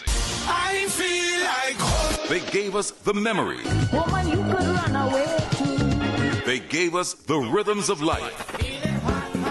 Trinidad and Tobago. Join us for a special tribute to our legendary musical icons who have passed on in, gone, but not forgotten. Including Bunny, Swallow, Singing Francine, Shadow, Arrow, Maestro, Rootsman, Lax, Sandoli, The Mighty Terror, plus lots more. Their music still lives on in our heart. An unforgettable night as we celebrate their legacy in Gone, but Not Forgotten. Wednesday, February 4th at Napa and Thursday, February 5th at Sapa. Showtime both nights, 6:30 p.m. Your master of ceremonies, Sonny Bling. Tickets $300 and $250. Early bird tickets bought by Monday, January 26th cost $50 less. For more info, call 732-3402. Gone, but not forgotten. Ostomy care is a unique and intimate condition that can seem challenging for individuals afflicted by it. At Better Life Ostomy Care, they understand and offer a wide range of products and services that will allow ostomates to lead a better life. From colostomy and urostomy pouches, paste and powders, antibacterial wipes, Brava strips, deodorants, gloves, gauze, bed liners, and much, much more. They also have RN care available for ostomy home care with affordable starter packages. No need to look for nurse or supply. Everything is just a phone call away. Better Life Ostomy Care is located at number 4 Mosque Street, Caroni. You can call them at 308-6709 or 472-5878 or visit their website at www.betterlifeostomycareTT.com to find out more about their offerings. You can also write to them at betterlifeostomycareTT@gmail.com or find them on Facebook. Better Life Ostomy Care, servicing ostomates with a better quality of life. Welcome to Caribbean Tourist Villa, your home away from home in the heart of Port of Spain. With over 25 years of trusted hospitality, Caribbean Tourist Villa has been a reliable choice for both business professionals and vacationers. Our guest rooms are thoughtfully equipped with all the essentials for a relaxing and productive stay, and our tranquil pool area is perfect for relaxation after a busy day. We've created the ideal space for you to relax, recharge, and enjoy. Give us a call to book your stay today. Concerned about the safety and security of your property? Then look no further. At Electromatic Gate Systems, they specialize in fabrication of gates, fencing, and much more. They also provide remote control access for sliding and swing gates and garage doors for residential, commercial, and industrial use. Have a design in mind? They can fabricate and motorize it into reality. Why choose them? They supply Italian-made motors backed by 10 years warranty, and you can ask about their lifetime warranty packages. Electromatic Gate Systems remains the sole authorized distributor for ProfoundNet throughout the Caribbean. Don't compromise your security. Contact them today at 333-GATE. That is 333-4283. Find them on Google, Facebook, Instagram, and TikTok, or visit their website at www.electromaticgates.com. Their team is standing by to assist. Hey, conditioning problems? Then look no further. A&K Air Conditioning Supplies offers you an easy solution for all your automotive, commercial, and domestic air conditioning needs. With 2 convenient locations to serve you, A&K Air Conditioning Supplies offers you an extensive range of parts and services, including pressure test kits, refrigerators parts, front and rear evaporators for maxi taxis. They also cater for both foreign and local automobile models like Kia, Hyundai, Honda, Nissan, and more. So pay them a visit today at either of their 2 locations. Number 36 Alfonso Street, Sangre Grande. Phone 784-2707 or 386-5700. And number 133 corner Roland Street and Bonaventure Main Road, Gasparillo. Phone 312-2245 or 782-9720. Tired of the daily school run? Say hello to Open Minds Education, your 100% online school built for life in the Caribbean. From preschool to secondary, they've got your child covered. Anytime, anywhere, no traffic, no textbooks, no hidden fees. Just smart, flexible learning with real teachers who care. It takes a village to raise a child, and Open Minds, they are that village. Learn today, lead tomorrow. Call or WhatsApp 868-388-6635 or visit openminds.education to register. Is your life stuck in the same struggles again and again? Pandith Bhargav helps remove negative energy, solve love problems, fix marriage disputes, clear financial stress, and stabilize job and business issues. With accurate psychic, palm, and horoscope readings, he guides you toward the right path. His powerful 30-minute session brings quick relief and clear direction. Take the first step today. Call +1 868-347-2350. Welcome to Car City Trading, your #1 supplier of brand new Korean auto parts. Come on down to lot number 78, Bamboo Settlement number 2, Valsain, between the hours of 8 a.m. and 5 p.m. Monday to Friday, and 8 a.m. to 2 p.m. on Saturday to get your Hyundai and Kia vehicular needs. Car City Trading has everything your vehicle needs, from a brand new head and blocks to engine parts, transmissions, suspension parts, body parts, electrical parts, braking system, AC system, even the smallest sensor, and much more. WhatsApp us today at 704-2246 or call us at 645-2603 and let us be your car parts solution. Be sure to find us on Facebook, Instagram, and TikTok, and look out for our monthly deals and promotions. Car City Trading, quality products at unbeatable prices.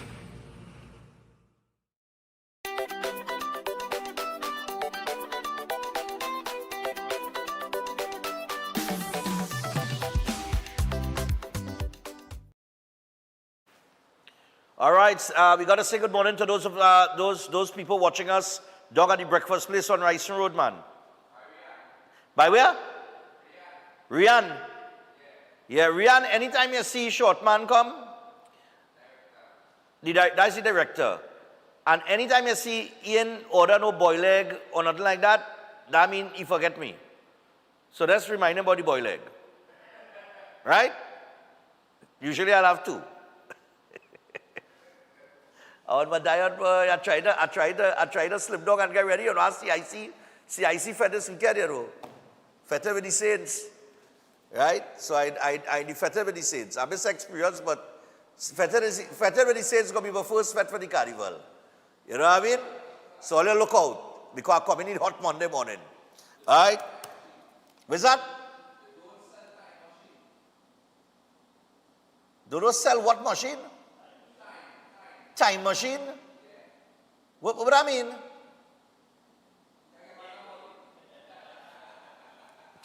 No, well, a good friend of mine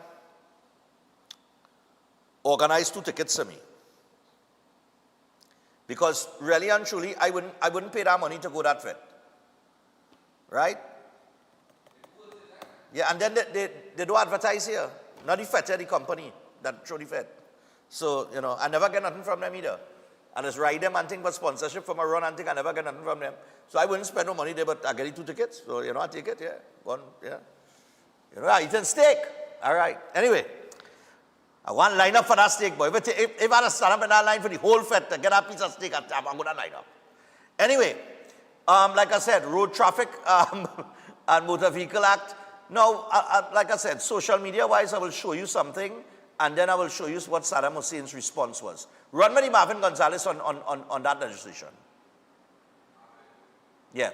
And let me remind them, these two clips with Marvin Gonzalez and Colin Booth were posted on two of their, well, not their profile, but two people that I know that's posted it. Right, go ahead. Ridiculous this law is. If you cannot issue or come within compliance within 3 days, the ticket or the warning automatically translates or converts into a fixed penalty ticket. How on earth can it become a fixed penalty ticket that I'm not driving the vehicle on the road? You can't get the part. And I can't get the part. Or I went to a parts shop or an inspection station, and for one reason, they cannot address all of the issues identified. And I, as a responsible driver, you, as a responsible driver, my colleague from Tunapuna, being a responsible driver, cannot drive the vehicle and decide that I'm going to leave the vehicle at home until I rectify the issue. This law is saying that because you have not complied and come within compliance within 3 days, a fixed penalty ticket is going to be issued.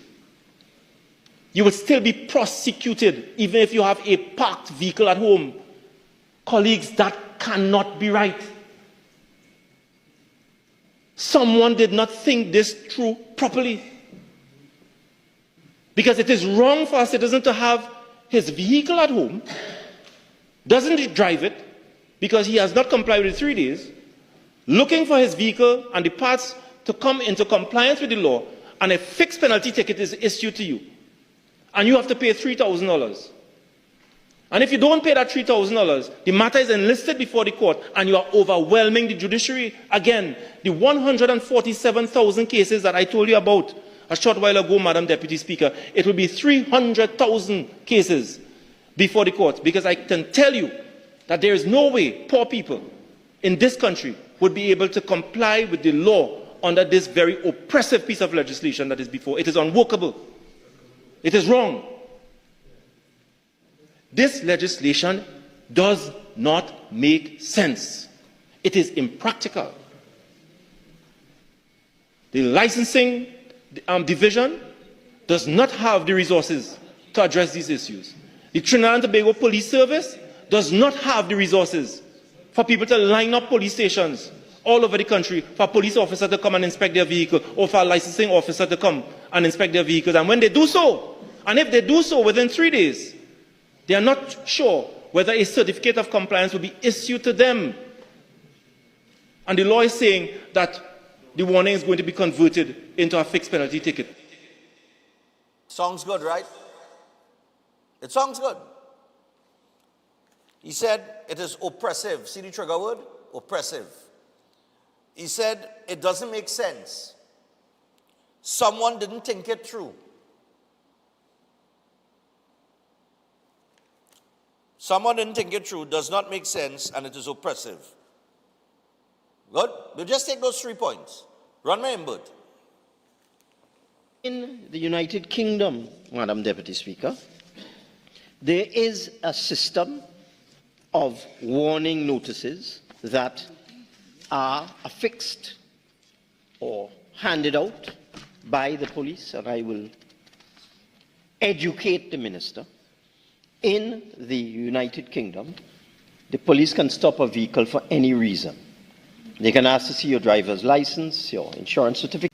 In the United Kingdom, Madam Deputy Speaker, there is a system of warning notices that are affixed or handed out by the police, and I will educate the Minister. In the United Kingdom, the police can stop a vehicle for any reason. They can ask to see your driver's license, your insurance certificate, and your certificate from the MOT, which is the Department of Transport in the UK that deals with the inspection of motor vehicles. And with respect to minor motoring offences, the police can give you a fixed penalty notice for less serious traffic offenses, such as using your mobile phone, not wearing a seatbelt, driving too close to another vehicle, careless driving, and so on. With respect to defects in a vehicle, such as no windshield wiper, no proper operating windshield wiper, no rear view mirror, noisy vehicle, whatever, if your vehicle has something wrong with it, for example, a broken brake light, the police may give you a vehicle defect rectification notice. You'll need to get your vehicle fixed and provide proof that it has been fixed. And I'm reading from the Government UK website. But the difference in the United Kingdom is that they are sensible people. And in the United Kingdom, you have 14 days from the date of receipt of the notice to provide evidence to the police that you have remedied the defect. That is the nonsense in this bill, Madam Deputy Speaker. This bill requires the person, the police officer, to report to the licensing office within 24 hours that they have affixed a notice to the windscreen of the errant driver. So this police officer who is out there on duty on the road, who has found that somebody has a defective taillight or something like that, he has 1 day to notify the licensing office. How is he doing that in 1 day? And this is the same policeman who has to be dealing with crime, who has to be patrolling the neighborhood, who has to be dealing with hot spots and so on. The same policeman. But he had to stop what he's doing, and in 24 hours, he has to notify the licensing office that he has issued this warning notice. The person who has the problem, they say, all right, your taillight not working. He may have one of these 8-year-old cars that the other side has decided could be imported, but no parts are available. How is he going to remedy the defect in 3 days if no parts are available? And that's a common occurrence in Trinidad and Tobago, especially with foreign used vehicles and new vehicles as well, Madam Deputy Speaker. So the person whose vehicle has found to be defective in terms of windshield wiper and taillight and so on, they have to fix that in 3 days. They had to find themselves in a police station. The policeman had to come and inspect it. The policeman had to be satisfied that the defect has been remedied. And then the policeman has 1 day, another 1 day, to tell the licensing office, well, he fixed it. And then the person will avoid having to pay these draconian penalties that they have imposed. This thing can't work.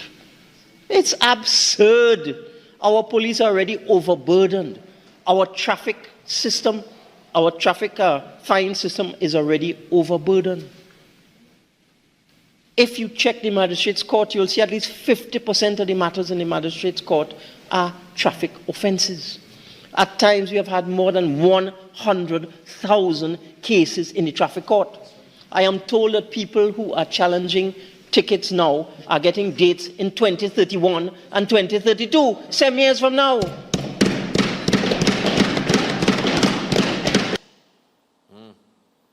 Well, before he mentioned that, remember I keep telling all of that, go and challenge a ticket. If you think that the ticket was not justified, you're going to get a court date in at the time it was 2029, 2020, now it's 31 and 32.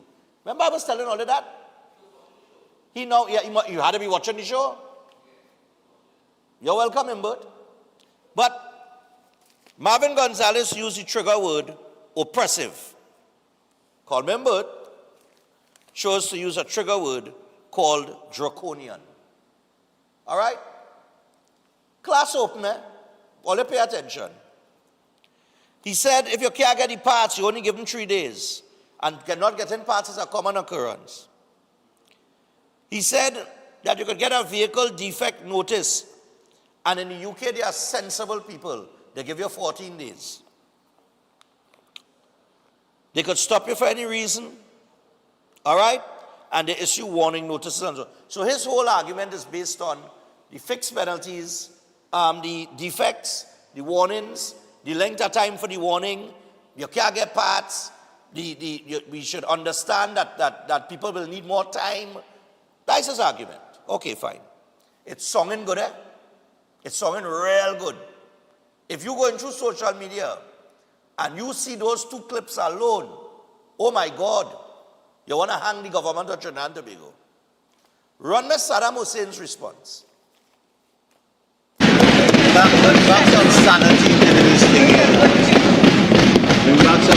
Thank you very much, Madam Deputy Speaker, for allowing me this opportunity to join this debate at such a timely manner. Madam Deputy Speaker, my colleagues are encouraging me to bring back some sanity, to bring back some common sense and logic to this debate. And when you listen to my colleagues opposite Madam Deputy Speaker, they are all experts in vehicles, you know. They are experts in vehicles, and I want to believe them because I believe they are the only political party to sell 2 cars and build a 5-story building.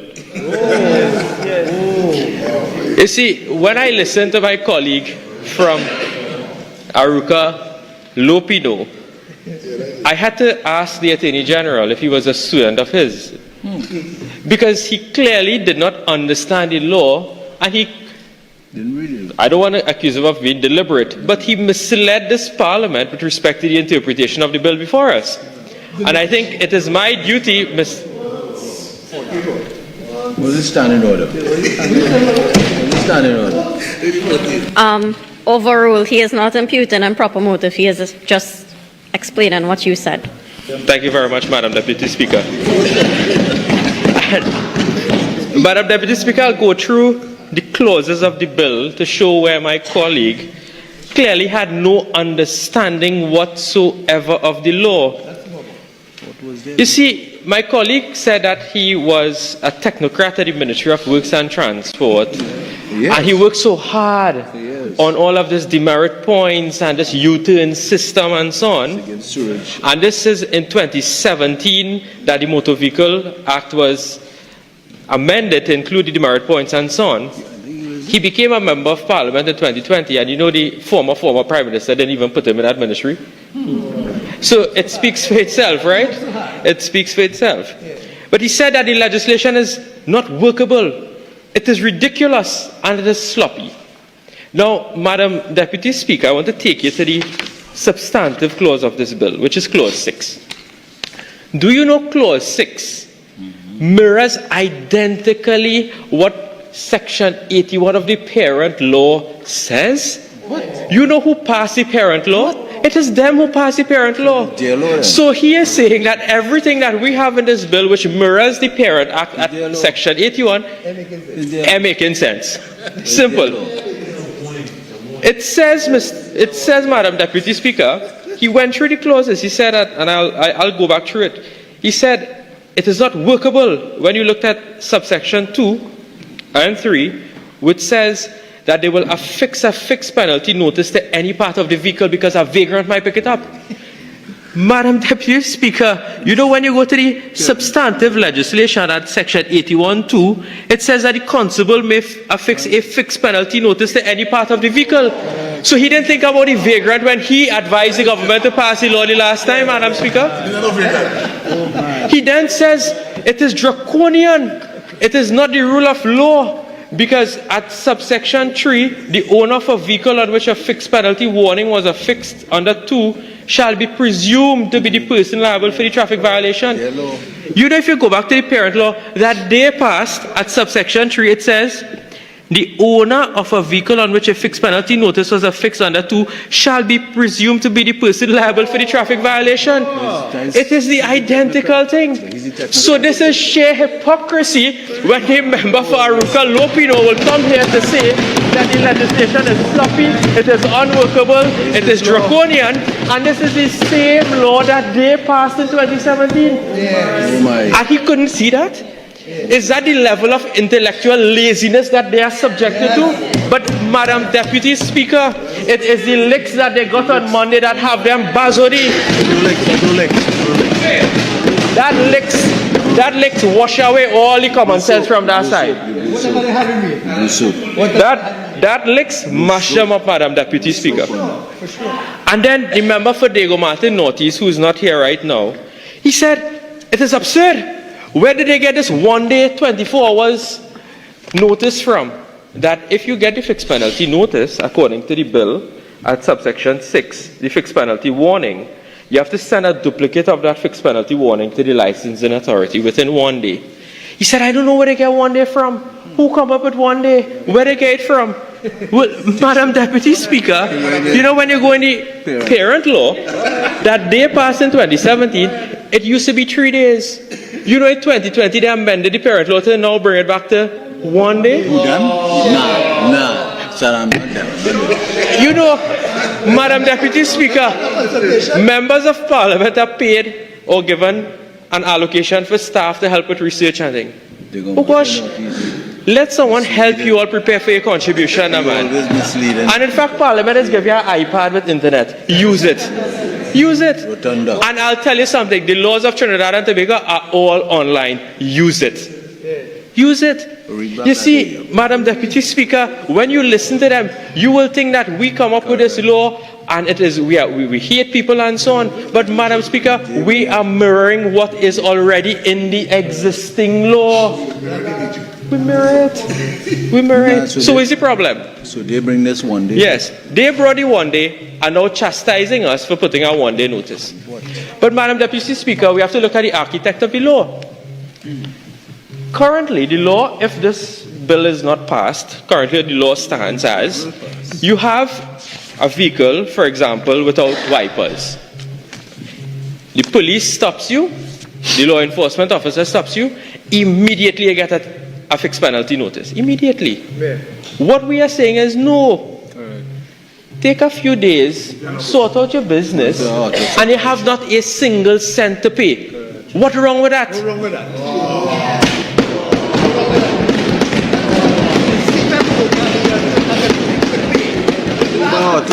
We have not created a single new offense in this bill. All of this are existing offenses on the book. Not a single new offense was created. So what is the draconian nature that my friends are speaking of opposite? You are getting a chance to fix the infraction so that therefore you don't have to be subject to the fixed penalty fine. So it is relieving a burden towards the citizenry, but at the same time ensuring that there is law compliance. Some fairness. If you have your vehicle in a good working condition, I'm sure when they were ministers, you think they could drive in a vehicle without wiper? No. They wouldn't do that. No, they won't do that. Up till now, they wouldn't do that. But Madam Speaker, if you have your vehicle in a good working condition, you have nothing to worry about. But if you break the law, then you have something to worry about. You have nothing to worry about. And then, you know, my colleague, Erica Lopido, he said, you know, the PNM, they did so well with road safety that... Yeah, come back to me, because from that point on, Saddam goes into the statistics. You all understand what just went on there? So, when Marvin Gonzalez get up and say, someone didn't think it through, the bill doesn't make sense, it's oppressive, is Marvin Gonzalez draft that? He created that law. When him both stand up and say, it's only 1 day, and you can't get parts, and you need more time, is a current, a draconian. The people in the UK is sensible people. Is your law, is the law that you all passed. All they did, as Saddam say, is they mirror the law that you all passed, and you all created and passed that law. So under your law, that was passed in 2017 and then amended in 2020, under your law, your vehicle have a defect, you get a ticket and the merit points. Under their law, they are saying, you have a defect on your vehicle, we have removed the demerit points for that, and we're giving you a few days to get your act together. We're giving you a few days to go and fix the problem. Where is the draconian nature of the bill? Where is the oppression? Or where does the draconian measures, or who does the draconian measures lie with, and who is the one that was oppressive?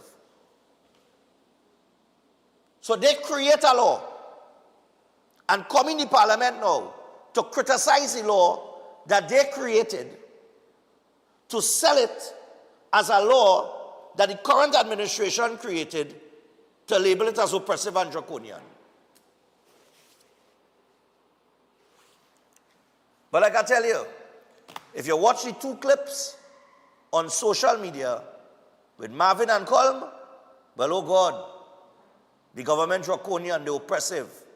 But if you listen to the response from Saddam Hussein, you understand now that this government didn't go in there and create no new law. They went in there Friday to amend the oppression, to remove the oppression and the draconian nature of the law, to give you 3 days, to give you 7 days. How did that come about? The Prime Minister said she got a report from the Minister of Transport, she got a report from the Minister of Homeland Security saying that police were overdoing it and taking advantage of some citizens with traffic tickets. So she said, you know what? I'm going to give you 3 days in some instances. I'm going to give you 7 days in other instances. Is that not what governance is about? Adjusting?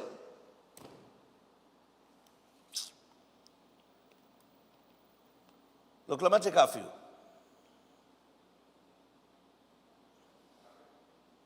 Yeah. I know I watch any time. Yeah, morning. Stefan, morning. Yes, sir. You know, I know that. You know when I know that they were mirroring the laws at the PNM. That then started now. I listened to the Commissioner of Transport, and all what he was saying there, the Commissioner of Transport know what was going on happen was all the fines in Trinidad and Tobago was going on be raised. You understand? Coleman both know all of that. They try to cover it up as a gain and make the government look bad, but they know what they was going to do because he believed that taxing the people would end up into prosperity. Now, I didn't say Kamlan them for that, but all they're doing is revisiting the laws, and that is what they're bringing forward now, trying to change the laws for you as a driver or you as a ticket offender. You understand? To get a little more chance to deal with what you're doing. But I knew that long time that was what was going on. Yeah. Lisa. Yeah. But like I said, if you go to social media and you're taking some of the clips, you're going to be misinformed. There are no 2 ways about it. And I'm showing you an example of that misinformation this morning. I take those 2 clips from pro-PNM pages. Morning. Hello? Yeah. Yes, morning, Stefan. How you going, man? Yeah, what's going on, man? Hello? Yeah. Yeah. Stefan, you see that word that you used earlier? Think. If 1/10 of our population could think, Trinidad and Tobago wouldn't have PNM existing in this country. Let me tell you something. You see, when you're disconnected to reality and society, you just use Google as your best friend. And then you just come up with one sort of dotishness to mislead the population. And then you have a population that don't think and fall for them nonsense. Let me tell you something. Name one of those fixed penalty fines, right? That they give you 3 days to sort out. That you cannot find those parts in Trinidad and Tobago. You see, let me tell you something. Windscreen wiper, brake light, tires, tint, seat belt, any of those things that you get, anybody in Trinidad and Tobago cannot get a bulb, a windscreen lighter, tires, or remove tint from their vehicle, something wrong with them, they're mad. Or they're driving some spaceship or some kind of dotishness.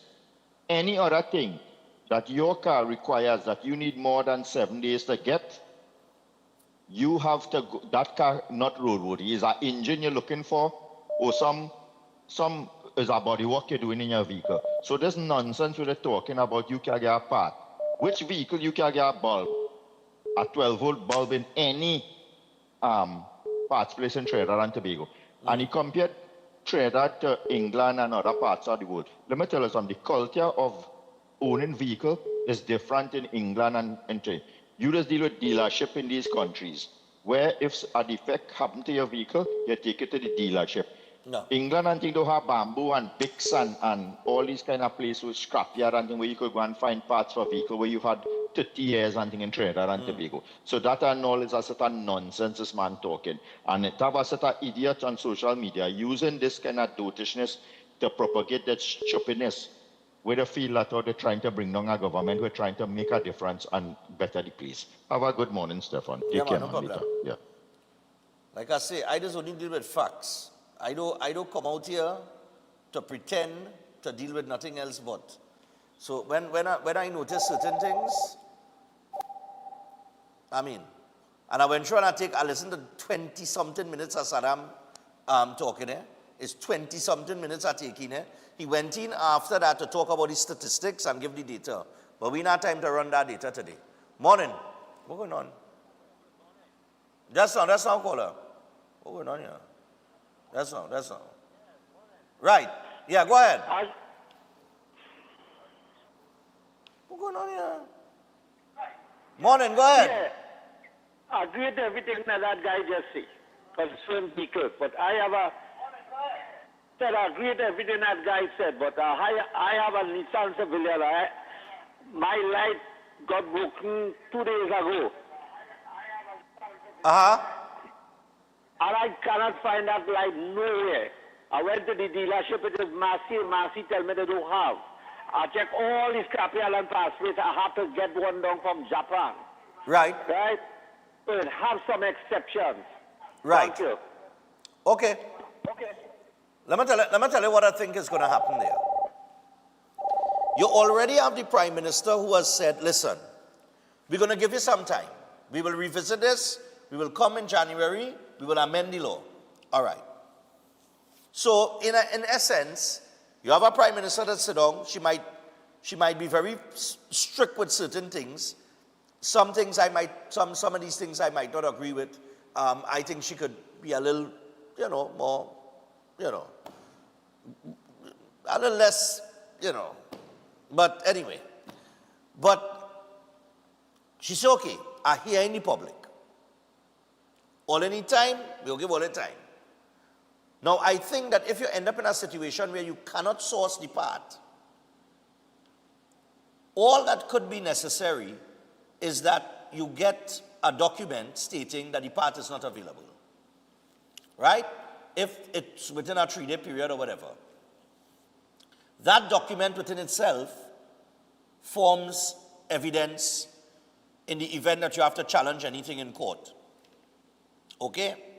So I think it's a simple thing like that. If you cannot source the part, just get a document stating that the part is not available. And you present it to the police when the 3 days are up, and I'm sure that there ought to be a process that can accommodate at that point in time. All right? But one thing that cannot be accommodated, and I'm not going to agree with, is this thing where everybody want more time. Because when you give an inch, what has happened is people like to take a yard. So if they say 3 days, oh God, I know enough time, we need 5 days. You give them 5 days, somebody go jump out and say, we need 2 weeks. That is how it does go. So I think she had to stick to the 3 days, 7 days.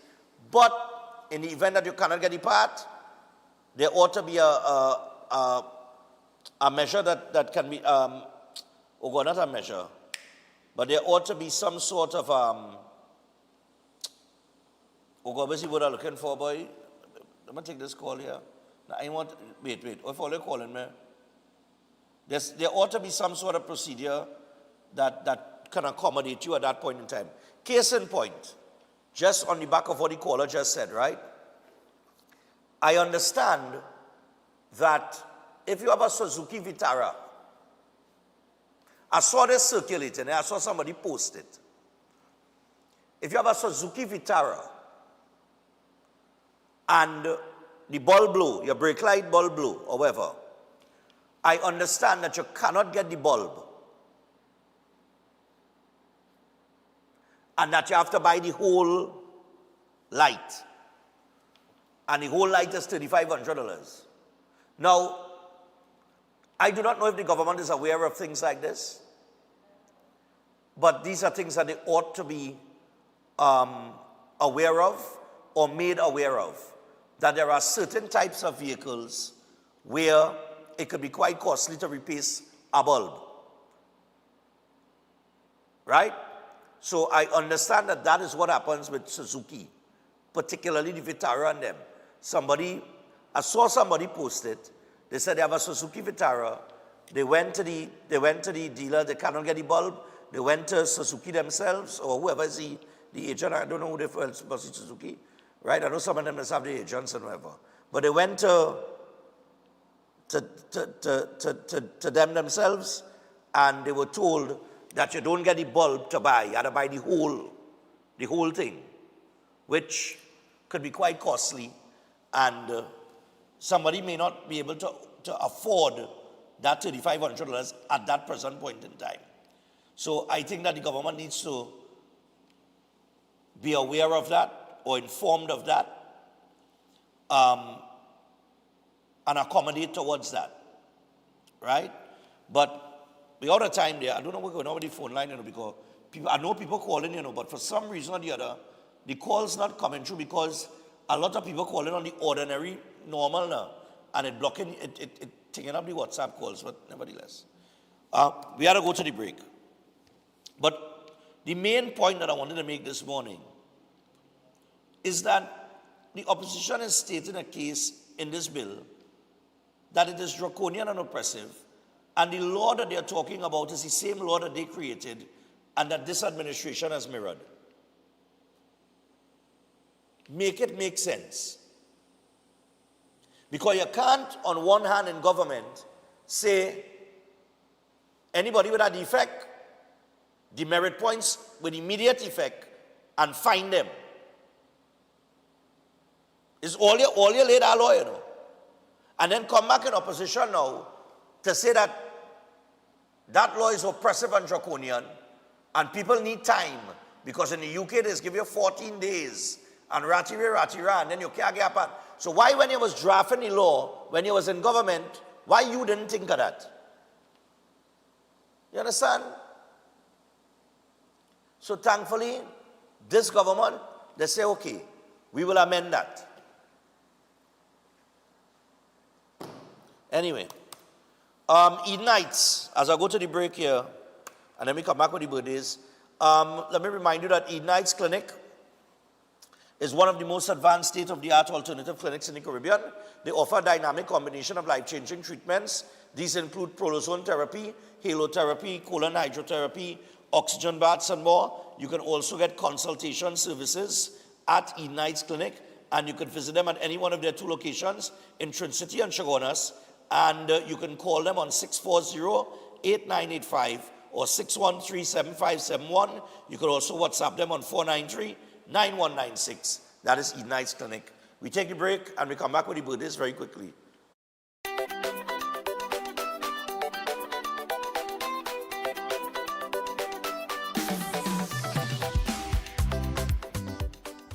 Concerned about the safety and security of your property? Then look no further. At Electromatic Gate Systems, they specialize in fabrication of gates, fencing, and much more. They also provide remote control access for sliding and swing gates and garage doors for residential, commercial, and industrial use. Have a design in mind? They can fabricate and motorize it into reality. Why choose them? They supply Italian-made motors backed by 10 years warranty, and you can ask about their lifetime warranty packages. Electromatic Gate Systems remains the sole authorized distributor for ProfoundNet throughout the Caribbean. Don't compromise your security. Contact them today at 333-GATE. That is 333-4283. Find them on Google, Facebook, Instagram, and TikTok, or visit their website at www.electromaticgates.com. Their team is standing by to assist. When the carnival pace pick up, Royal Castle is the most tasty and convenient stop. Welcome to Royal Castle's drive-thru. Whether we heading to the beach with chicken buckets and sides, having a house line with all the combos and sandwiches, or we stop by the castle to eat before the fete. Royal Castle, local flavor is always part of the carnival. If you're planning an event, make us your first option. At Reality of a Dream, we can make your event memorable. We can assist in planning your corporate functions, moderate gatherings, family occasions, christenings, and more. We also cater for weddings and other special occasions. Our newly renovated venue includes a majestic entryway, which takes you along a path to a fantastic indoor facility which can accommodate up to 80 dining guests. A recently completed, fully air-conditioned, beautifully designed wing, which maintains the theme and flow of Reality of a Dream, adds 30 extra seats for dining guests. In total, we can now seat a total of 110 dining guests. Come see for yourself the splendor that awaits you.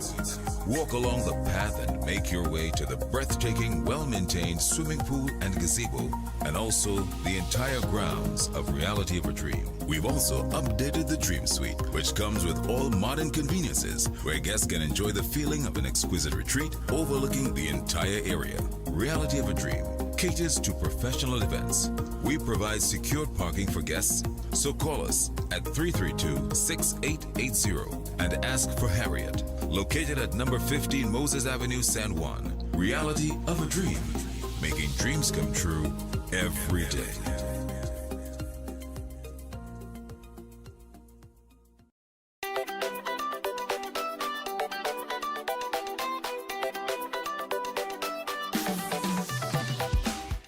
All right, so before we get to the birthdays, let me just give you an update here.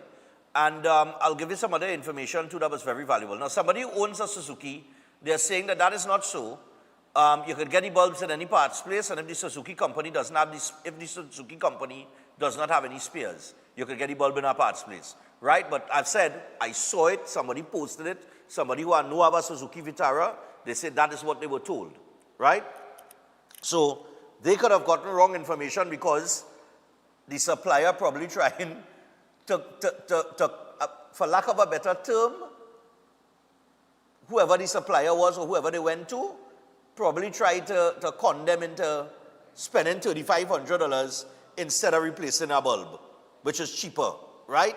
Which brings in another part of the conversation where when you're in, as a government, you cannot just regulate for the consumer, you ought to regulate for the business sector as well, the corporate sector, the suppliers, right? The parts suppliers, because you have price gouging that takes place in Trinidad and Tobago. So because they know that the fines have been doubled and people don't want to pay those hefty fines, they might say, well, you know, let me raise the price on a bulb. So a bulb that would have cost you $50 normally, you go by the parts place and they tell you $200 now. Why? Because they know that you need the bulb. So you have to regulate on both ends. You understand? It can't be on one end. So the Motor Vehicle and Traffic Act bill will go before the Senate today. I think our legal advisor, Brian Baig, will be speaking as well. So he's going to speak in the Senate on it as well today. So it's something that you could take in. You know, if you have the time, you could go to YouTube, the Parliament channels on YouTube. But this is the thing. You see, if somebody doesn't know better, they could get catch. And when you have suppliers hunting playing that type of game, there should be something in place to regulate them or penalize them too. Because it ain't right, that ain't right. You know what I mean? So I got the birthdays and then we got to wrap things up. Already went over my time. But, you know, hopefully the lessons that we taught this morning are valuable. Wishing Bradley a happy belated birthday. His birthday was yesterday. May he be blessed always and stay as kind and loving as he is. Happy birthday, sweet boy. Mommy loves you. That's Bradley. All right. Nice man. Also, we want to say happy birthday to a beautiful daughter, Priya Gangaram. Wishing her many more wonderful days ahead with God's blessings from mom and siblings. Love always. Nice man.